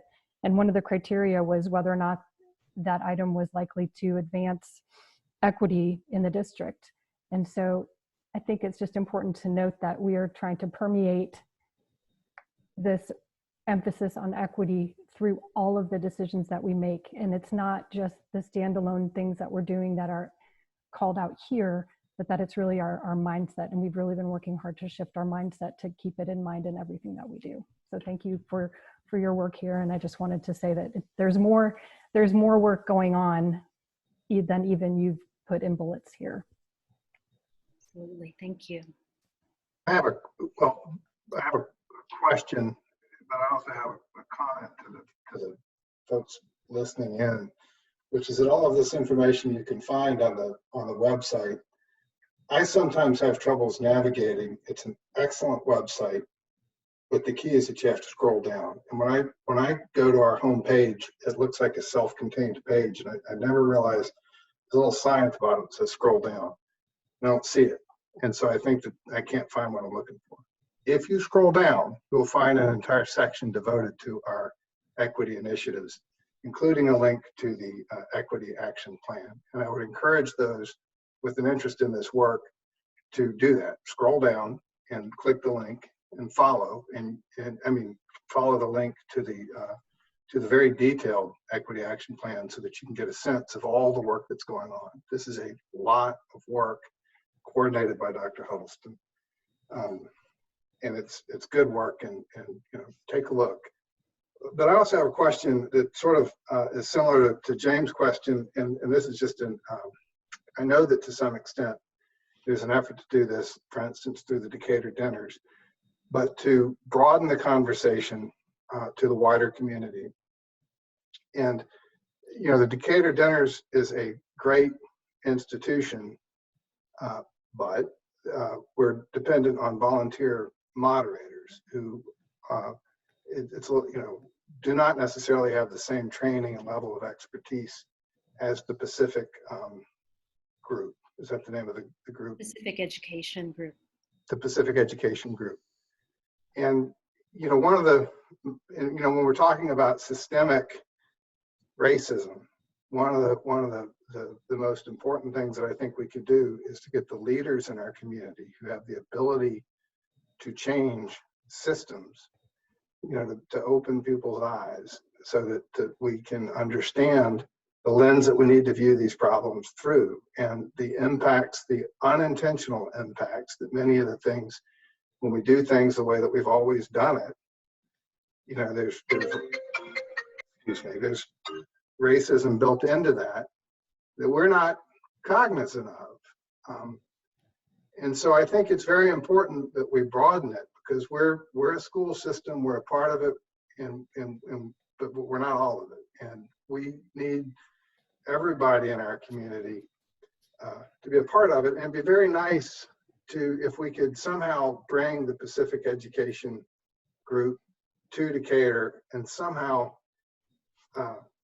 be the catalyst, so that we could bring community leaders into that and actually get the benefit of that training, which is really sort of a different order of good. I mean, it's just very effective. It'd be nice if we could and presumably, you know, we could partner with the city, make sure that the city officials get the same benefit, make sure that other community leaders, make sure that our SLT members, our PTAs, you know, really throughout the system. I know there's an expense, but we could ask people to contribute and pay the tuition, those who can. So we totally agree, Lewis, and it's actually something it has started. Thanks to Decatur Education Foundation, they have offered, I think, 2, maybe more Beyond Diversity sessions specifically for that reason, so that community leaders who may not even have a connection to the school district could come and experience that. And it was very well received, and people really are hoping to for that to continue. So we are definitely working on that, and with thanks from folks like DEF, we've been able to offer some of those opportunities. And I do think we're all on the same page. We would love to see that expand so that we continue to incorporate folks throughout the city that may have no connection to the school district even. Good. Absolutely. I've had a recent conversation with Gail, and the plans are in the works. Do that again. Well, now I'll do the hashtag scroll down that Lewis gave us, and we'll go on to the next part. Okay. I'm sure other people wouldn't have that problem, but I do. It's a hashtag now, Lewis, forever. All right, so next I highlighted a little bit of information about the restorative practices training that we just completed with all staff members, and that was a part of our PBIS work. And overall, the feedback from that was very positive. Teachers have indicated that they want to know more about restorative practices, and toward that end, we have a restorative practices committee that's working over the summer to ensure that we are ready with next steps for training in restorative practices when we return, in addition to the work that's being done to make sure that it is solidified within our code of conduct, and that everybody understands what those steps are related to the restorative part of our code of conduct. The next thing I wanted to share with the board was just to give you a little info about social emotional learning. We recognize that when students and teachers come back, they are going to be bringing back a lot of emotional concerns, may have experienced different things during this closure that they need to process and need to unpack, and need to really work on skills to be able to cope with that when we re-enter. So one of the things we're doing is partnering with Emory University and their C Learning program. And this program is a social emotional curriculum that's designed to really address some of those issues, to foster their social, emotional, and ethical intelligence. So I've highlighted a little bit there. It focuses on attention training and compassion and resilience, and really building those skills so that students are ready to address, really able to address their emotional issues before they can tackle anything related to academics or the other things that are coming up. And we have to make sure that they have that foundation and that they're able to do those things. So we've started with trainings, and we had one right before the end of the school year. We'll have some over the summer, and this will be implemented by our mental health professionals as well as our new behavior interventionist who has joined our school district, Dr. Rhonda Poe. So we are very excited about that and being able to offer this in our schools. It's our hope that down the line, all teachers will get an opportunity to be trained in C learning, and we'll be able to have more opportunities. But again, given COVID-19, we wanted to make sure that we have our mental health professionals on the ground as soon as we reopen school to address these issues. Awesome. Are there any questions? All right. Well, I can't say enough about the leadership of Dr. Huddleston and Dr. Banks in this work. It's phenomenal. I think none of you are surprised how awesome it is, and it keeps going. And they are doing a really great job, and I really appreciate that. So, all right. So we're going to move on to teaching and learning. Christy, are you going to take this one? Sure. Hello, everyone. Hello. Okay, so I will also just say any decisions that we make in teaching and learning in the area of curriculum and instruction is also ran through the lens of racial equity. We have a racial equity tool used to make decisions. We have equitable practices checklists. I know the schools are looking at, you know, diversifying their materials, but also this goes much deeper. It's much more complex into the affect that we use with students, with their instructional practices, et cetera. As we were planning today with our new teaching and learning task force, I'm very excited about, we have put together a team of excellent teachers to help us basically debrief and look forward into what online instruction looks like and the best practices that go along with that. We had 87 staff members apply to be on the team, and we just made our final selection of 18 today. So we're very excited about that. And as I said, part of that work does include running it through a racial equity lens and looking at the practices, how equitable practices look online, et cetera. Any questions on that area? Okay. The second thing I'd like to update you about is we did receive our IB program evaluation for our middle years diploma program and our career program. Just to give you a little bit of background, IB does, so they do authorization, and Tally Street is currently in the process of receiving their authorization. You get an evaluation 3 years post-authorization and then every 5 years thereafter. It starts with a self-study and then there's a visit. And based on those, there's interviews with teachers. There's about 146 practices related to philosophy, organization, and curriculum that are assessed through the International Baccalaureate Organization. And based on that, they give feedback to the schools. The feedback comes in the form of recommendations, commendations, and then matters to be addressed. Just as a reminder, FAVE had their evaluation in 2018. Their results were exemplary. They had a number of commendations, a few recommendations, but no matters to be addressed. Our middle years program, which is the program that spans grades 6 through 10. So all of our students in grades 6 through 10, so all the students in Renfro and then our 9th and 10th graders at Decatur High School participate in this program. Historically, middle years program is the most challenging of the IB programs to facilitate, simply because it's split across 2 schools the way most systems are set up in the United States. We did have a number of matters to be addressed, 7 from the middle years program.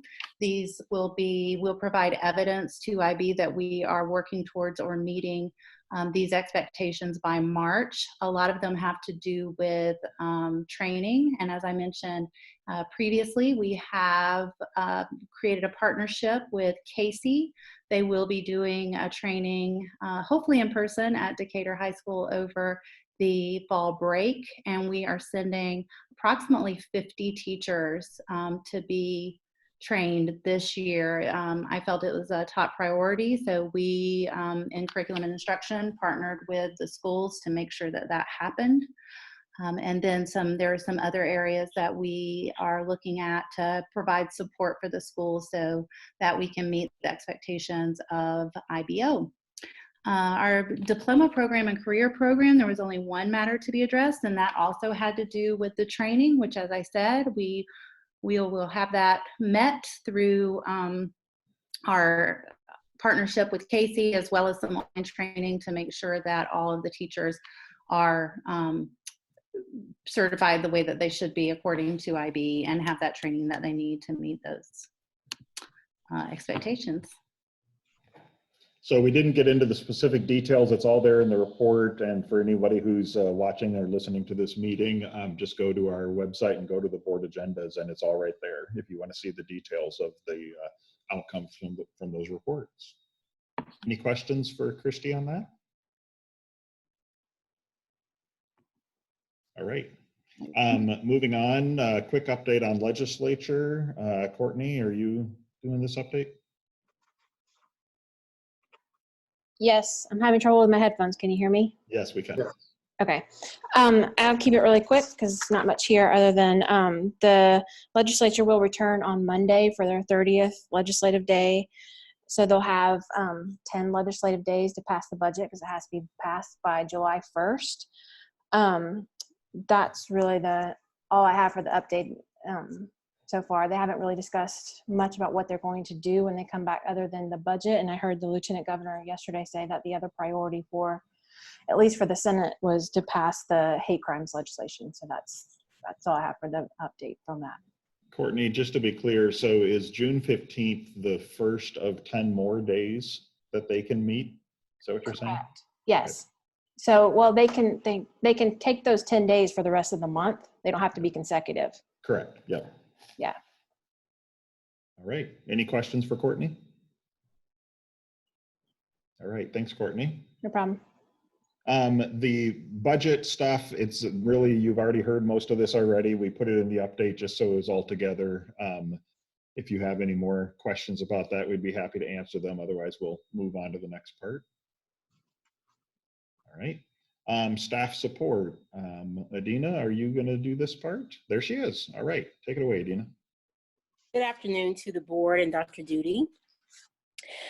Just a quick update for our staffing. We are definitely pleased to announce that Sergio Perez, our own Sergio Perez, has been selected as the Executive Director of Operations.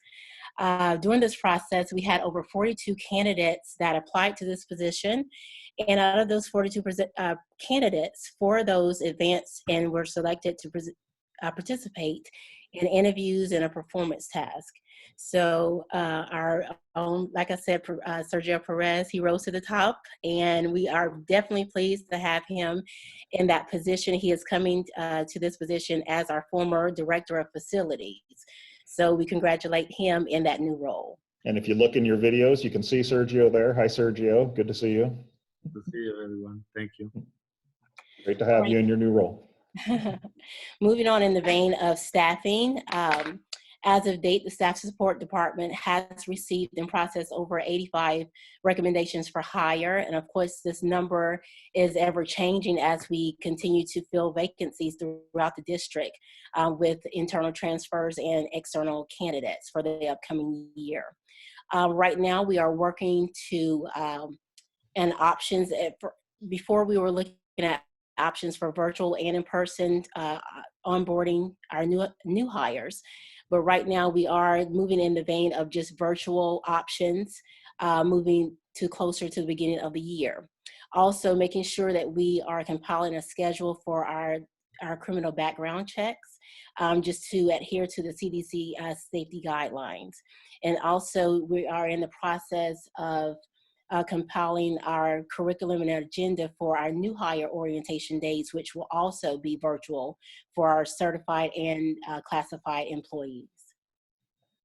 Other major projects that our department has been working on while we are working remotely, we have renewed over 150 certifications for our certified staff, and we continue to work with the new hires to obtain their Georgia certificates also, especially if they're seeking reciprocity from other states and if they are seeking their initial Georgia certification.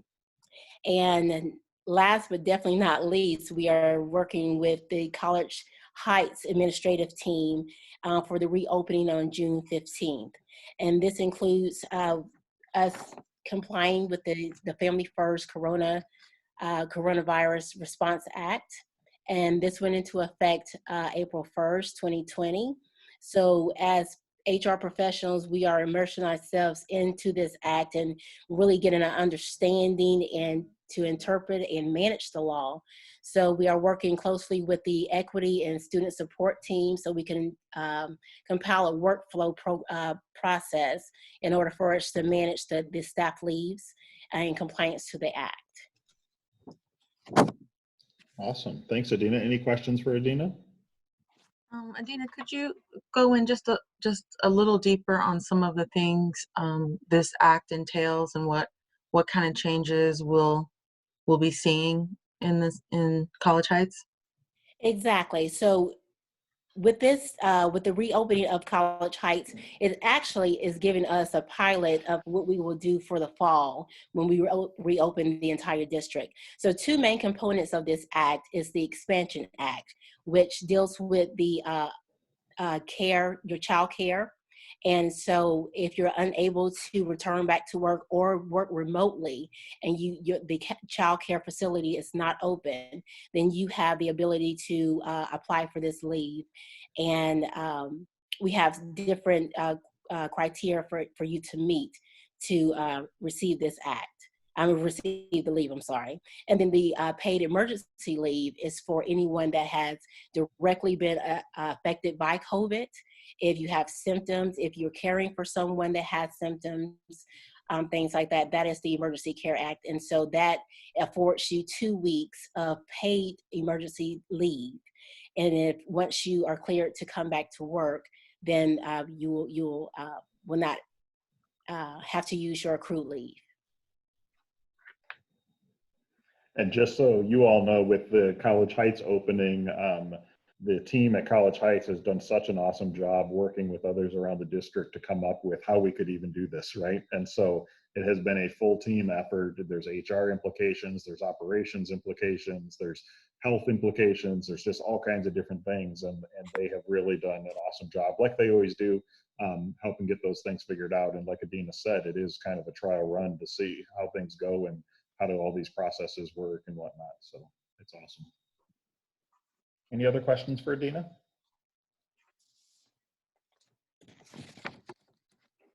All right, moving on to operations. Sergio, are you going to do this part, I assume? Yes. All right, take it away. So good afternoon, board member, Dr. Duty. Thank you for having me in my first board meeting.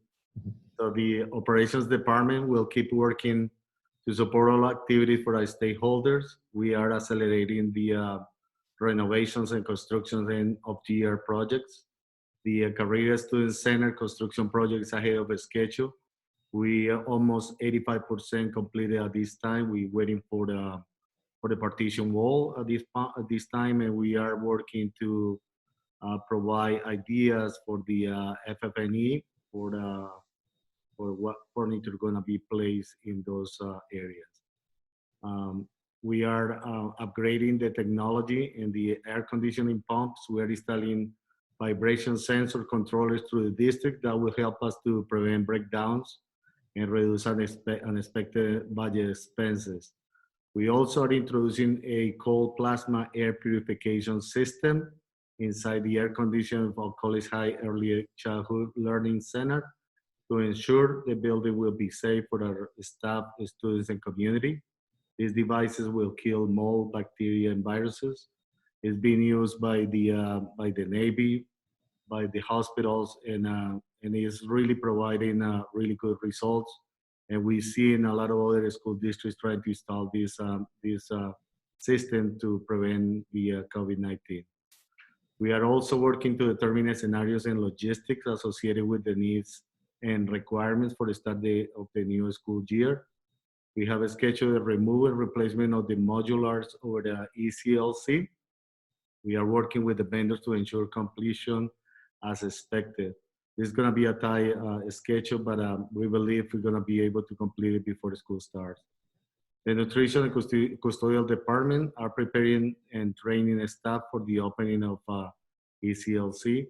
The transportation department is working on routing, determining needs and logistic requirements for the school opening. And we are working with the other departments and directors to make sure we are prepared for this opening and have every logistics in place to provide a safe environment. Thanks, Sergio. Any questions for Sergio? A question about the cold plasma air purification system. Is that something that the other buildings have that? Is that something that's going to be installed in all the other buildings as we prepare to reopen?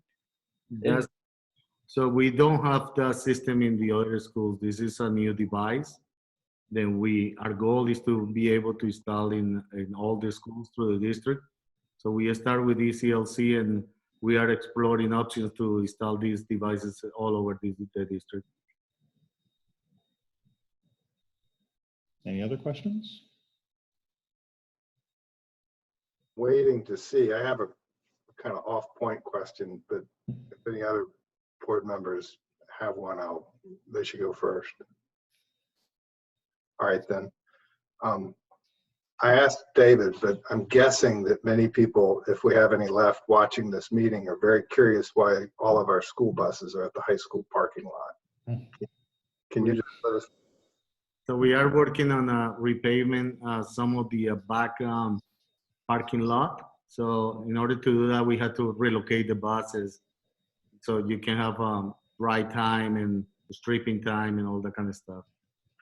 It's pretty impressive if you haven't driven by. It's kind of cool to see them all in one spot, and helps kind of bring to a tangible understanding of the logistics behind the busing system and how many buses there are to operate when you see them all sitting there together. So it's interesting. Our operations folks obviously often do their work behind the scenes, and they're really doing a great job.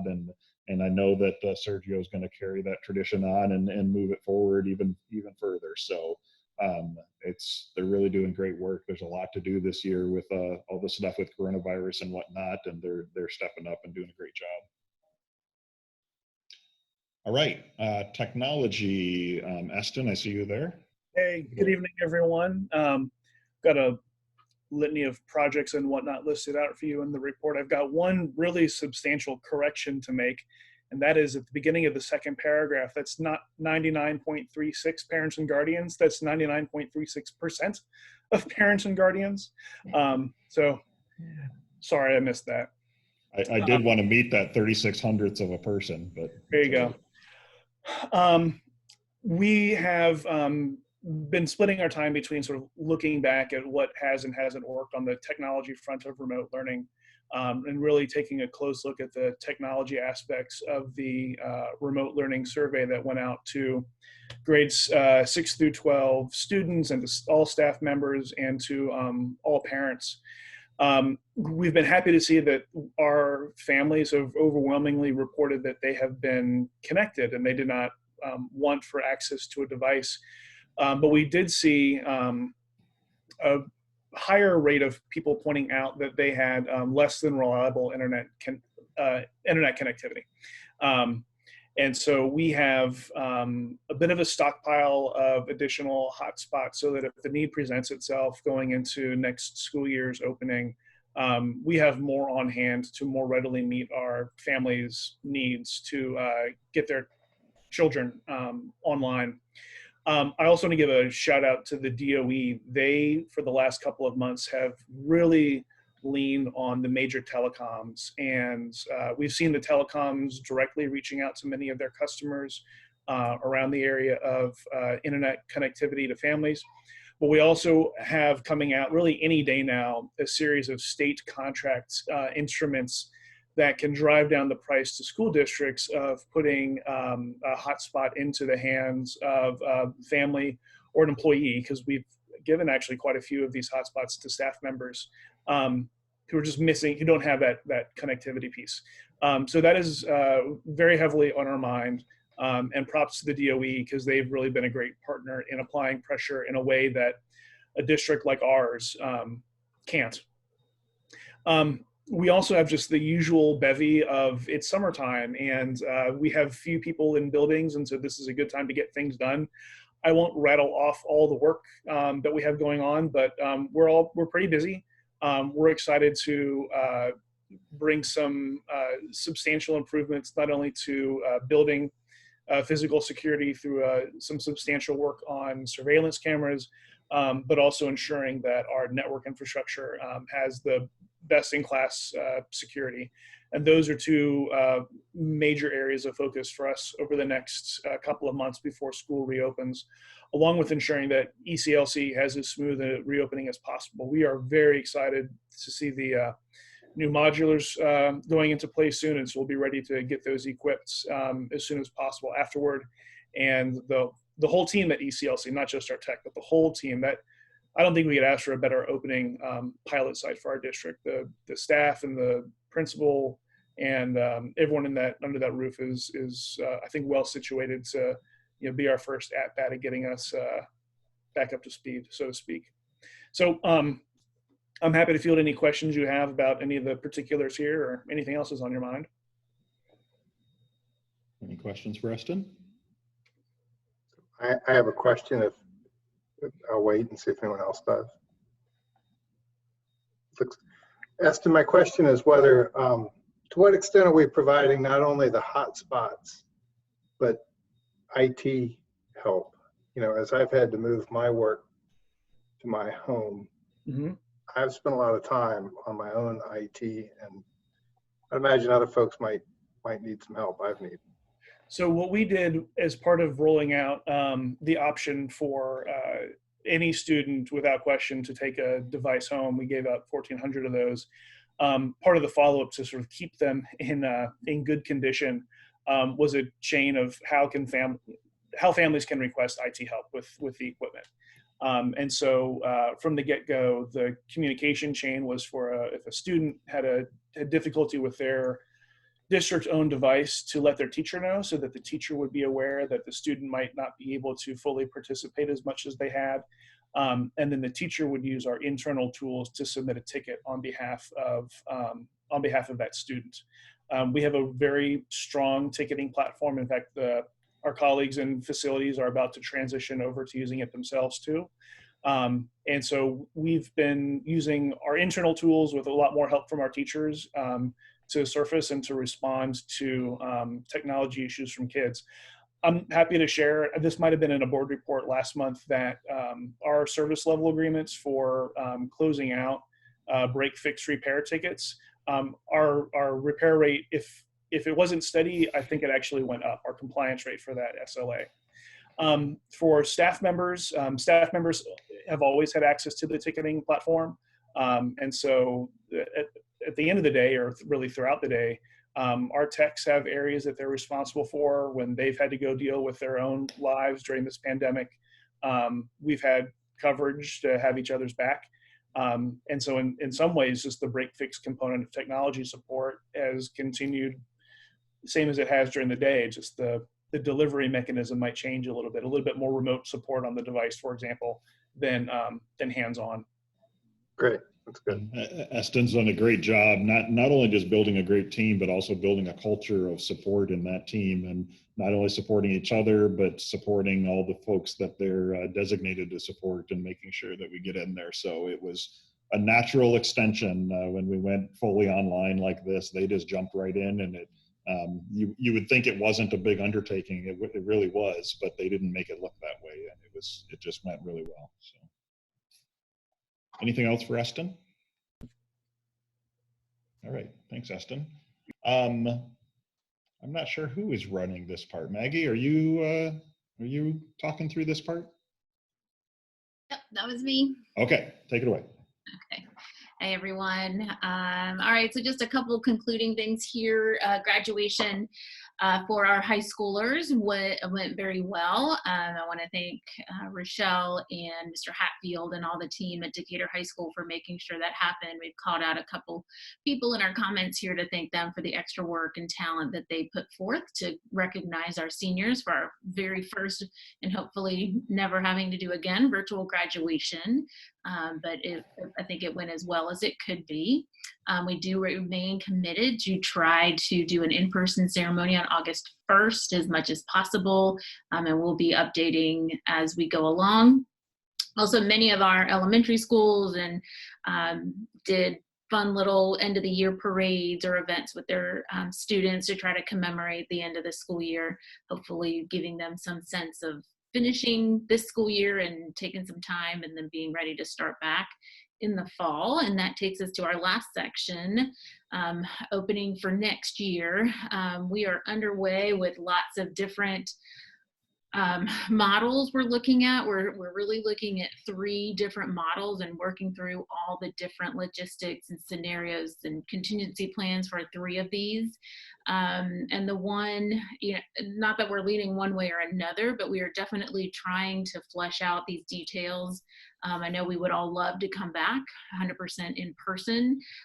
Not sure if that's going to be the best plan based on where we are with this pandemic, but we are definitely getting things in place for that is the choice, that we are ready to do that.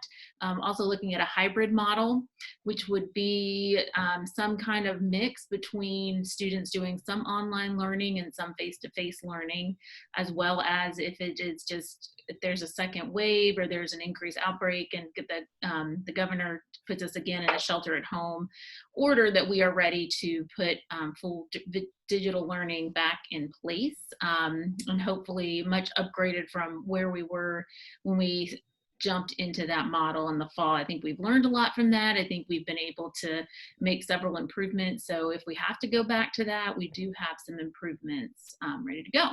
And before you leave that topic, Maggie, some of you may have seen I put on a call for any experts in the community who might want to help us from like the epidemiological perspective, the medical perspective, things like that. And we got quite a few folks volunteered. So I'll be reaching out to them in the coming days to set up a meeting to talk through from their perspective as experts in their various fields, what their input is on our plans for reopening. I have a call with metro area superintendents either tomorrow or Thursday, I can't remember. And so the superintendents are all talking about what their plans are. Some have gotten a little further than others, and so we're just kind of discussing what we're seeing and what we're thinking. And so we will be communicating a lot more about that in the near future as well. So go ahead, Maggie. Sorry. No, that's good. And then, like Dr. Duty mentioned earlier, we are well underway in significant revisions to our code of conduct for the upcoming year. I did convene a committee earlier this year. I think in January, I started putting out a call for participants in the community, as well as parents and staff, to participate in the revisions committee. I have about 45 people, staff and parents, that have agreed to participate. And we were going to have our first meeting right after, I think, mid-March. And then we were closed, so we had to move the whole revisioning process to do all of this virtually. But I'm happy to say I think it's going along well. We sent out a survey to all the members of the committee to read through the code of conduct and send their feedback to me. I am in the process of, well, I've gone through all of their feedback. I've made the major revisions from their recommendations. So the committee will be getting a second survey to provide input on how we have updated the code of conduct, to provide input on, did they see their suggested revisions? Did we take it far enough where they were hoping that we did, so that we can finalize the code and have it hopefully ready, well, definitely ready when students come back, but hopefully a little earlier so people can process. My goal is to get the finalized code of conduct posted to our website by July 8th. That way parents, as they're starting to register, will have the opportunity to review and read that and sign off on that code. I want to just share real quickly in that regards too. If any good can come of situations like what we're in now, it's that it can get people fired up, right? And it can get people interested in making change. And what we've noticed as a school district is there's a lot of times we'll put out calls for help and won't get many responses. And so when we see folks fired up and getting involved with things, we really appreciate that. And we really ask, stay involved, right? Respond when those things come out and say, we want your input. Give us your input, right? And so don't just do it as a one-off deal, that just because it's in the news or just because you're fired up about it right now, do it all the time, right? And so when we reach out and say, hey, we need help getting input on this, we mean it. We really want your input, and we really want you to be a part of what we're working on. So I hope that passion can continue, and I hope people will continue wanting to be parts of the solutions and volunteering for teams, just like what Maggie was describing, as those calls come out for that support and that assistance. So just want to reiterate that, and please be on the lookout for those opportunities and step up and help the whole community and the school district when we get to that work. Any questions for Maggie?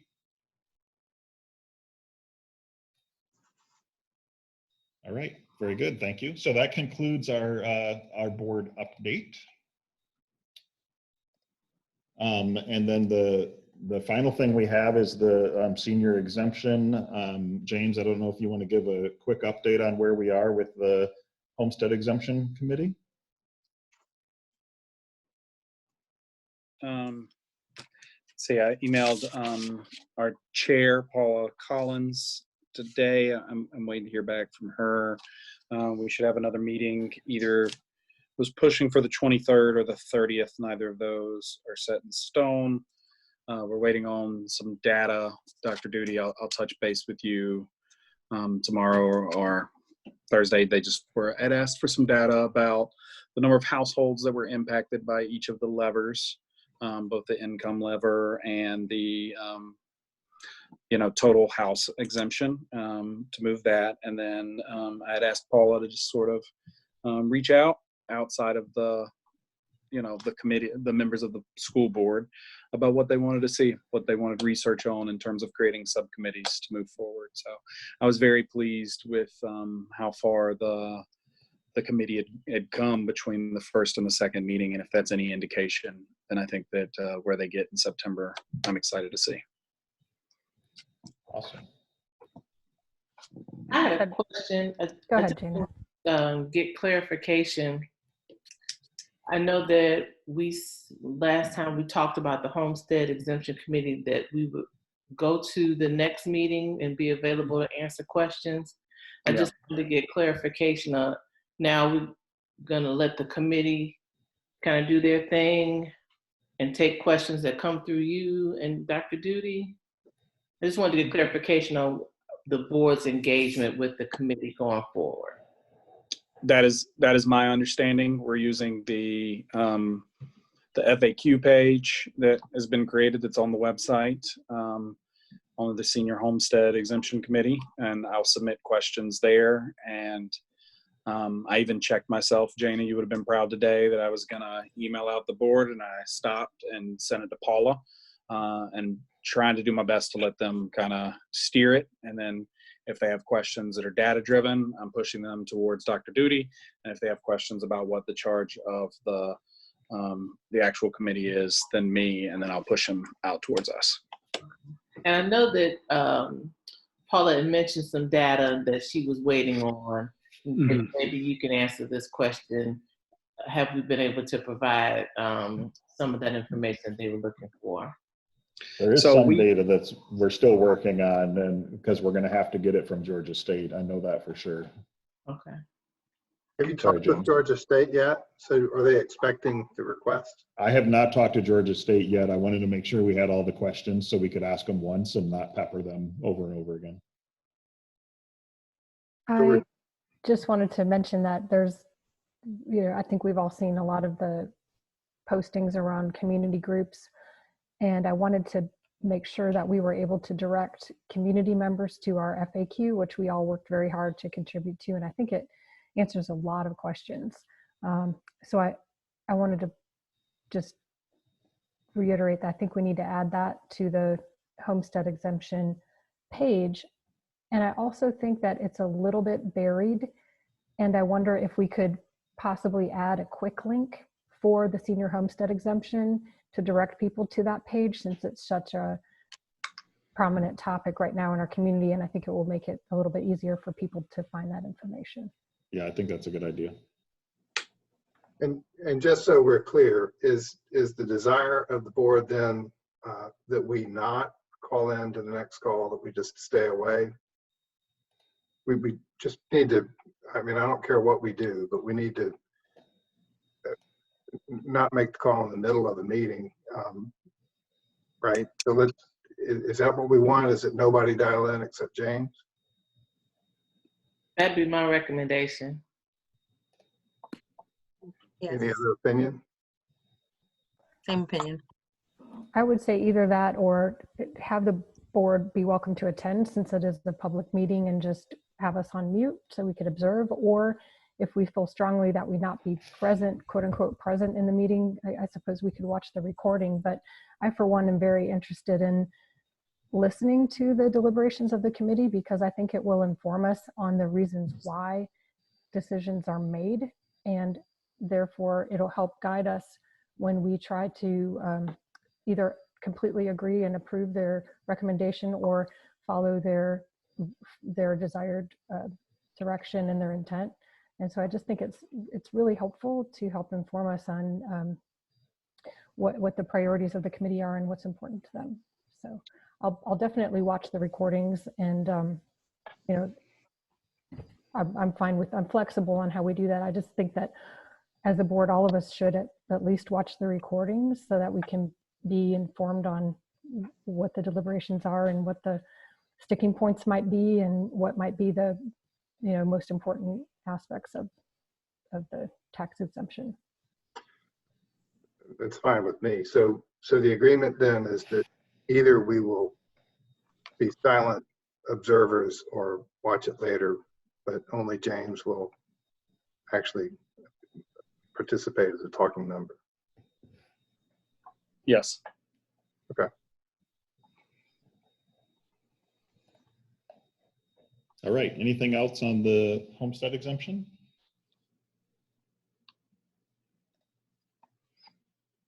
No. All right, I'm going to share real quick our future dates. Let's see if I can do this or not.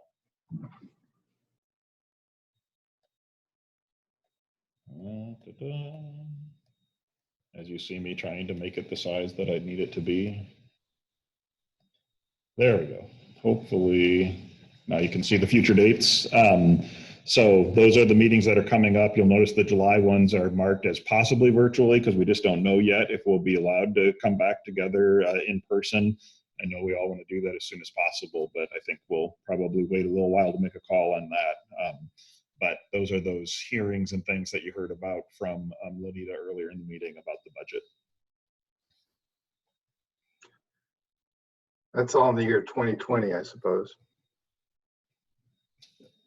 Yes. It threw me off earlier, so I had to ask. Yep. All right, I think that's it. Well, I think we're adjourned then, unless there's any other business. I don't have any. All right, well, thanks everybody. We'll see you soon. All right, thanks everybody. Bye. Thank you.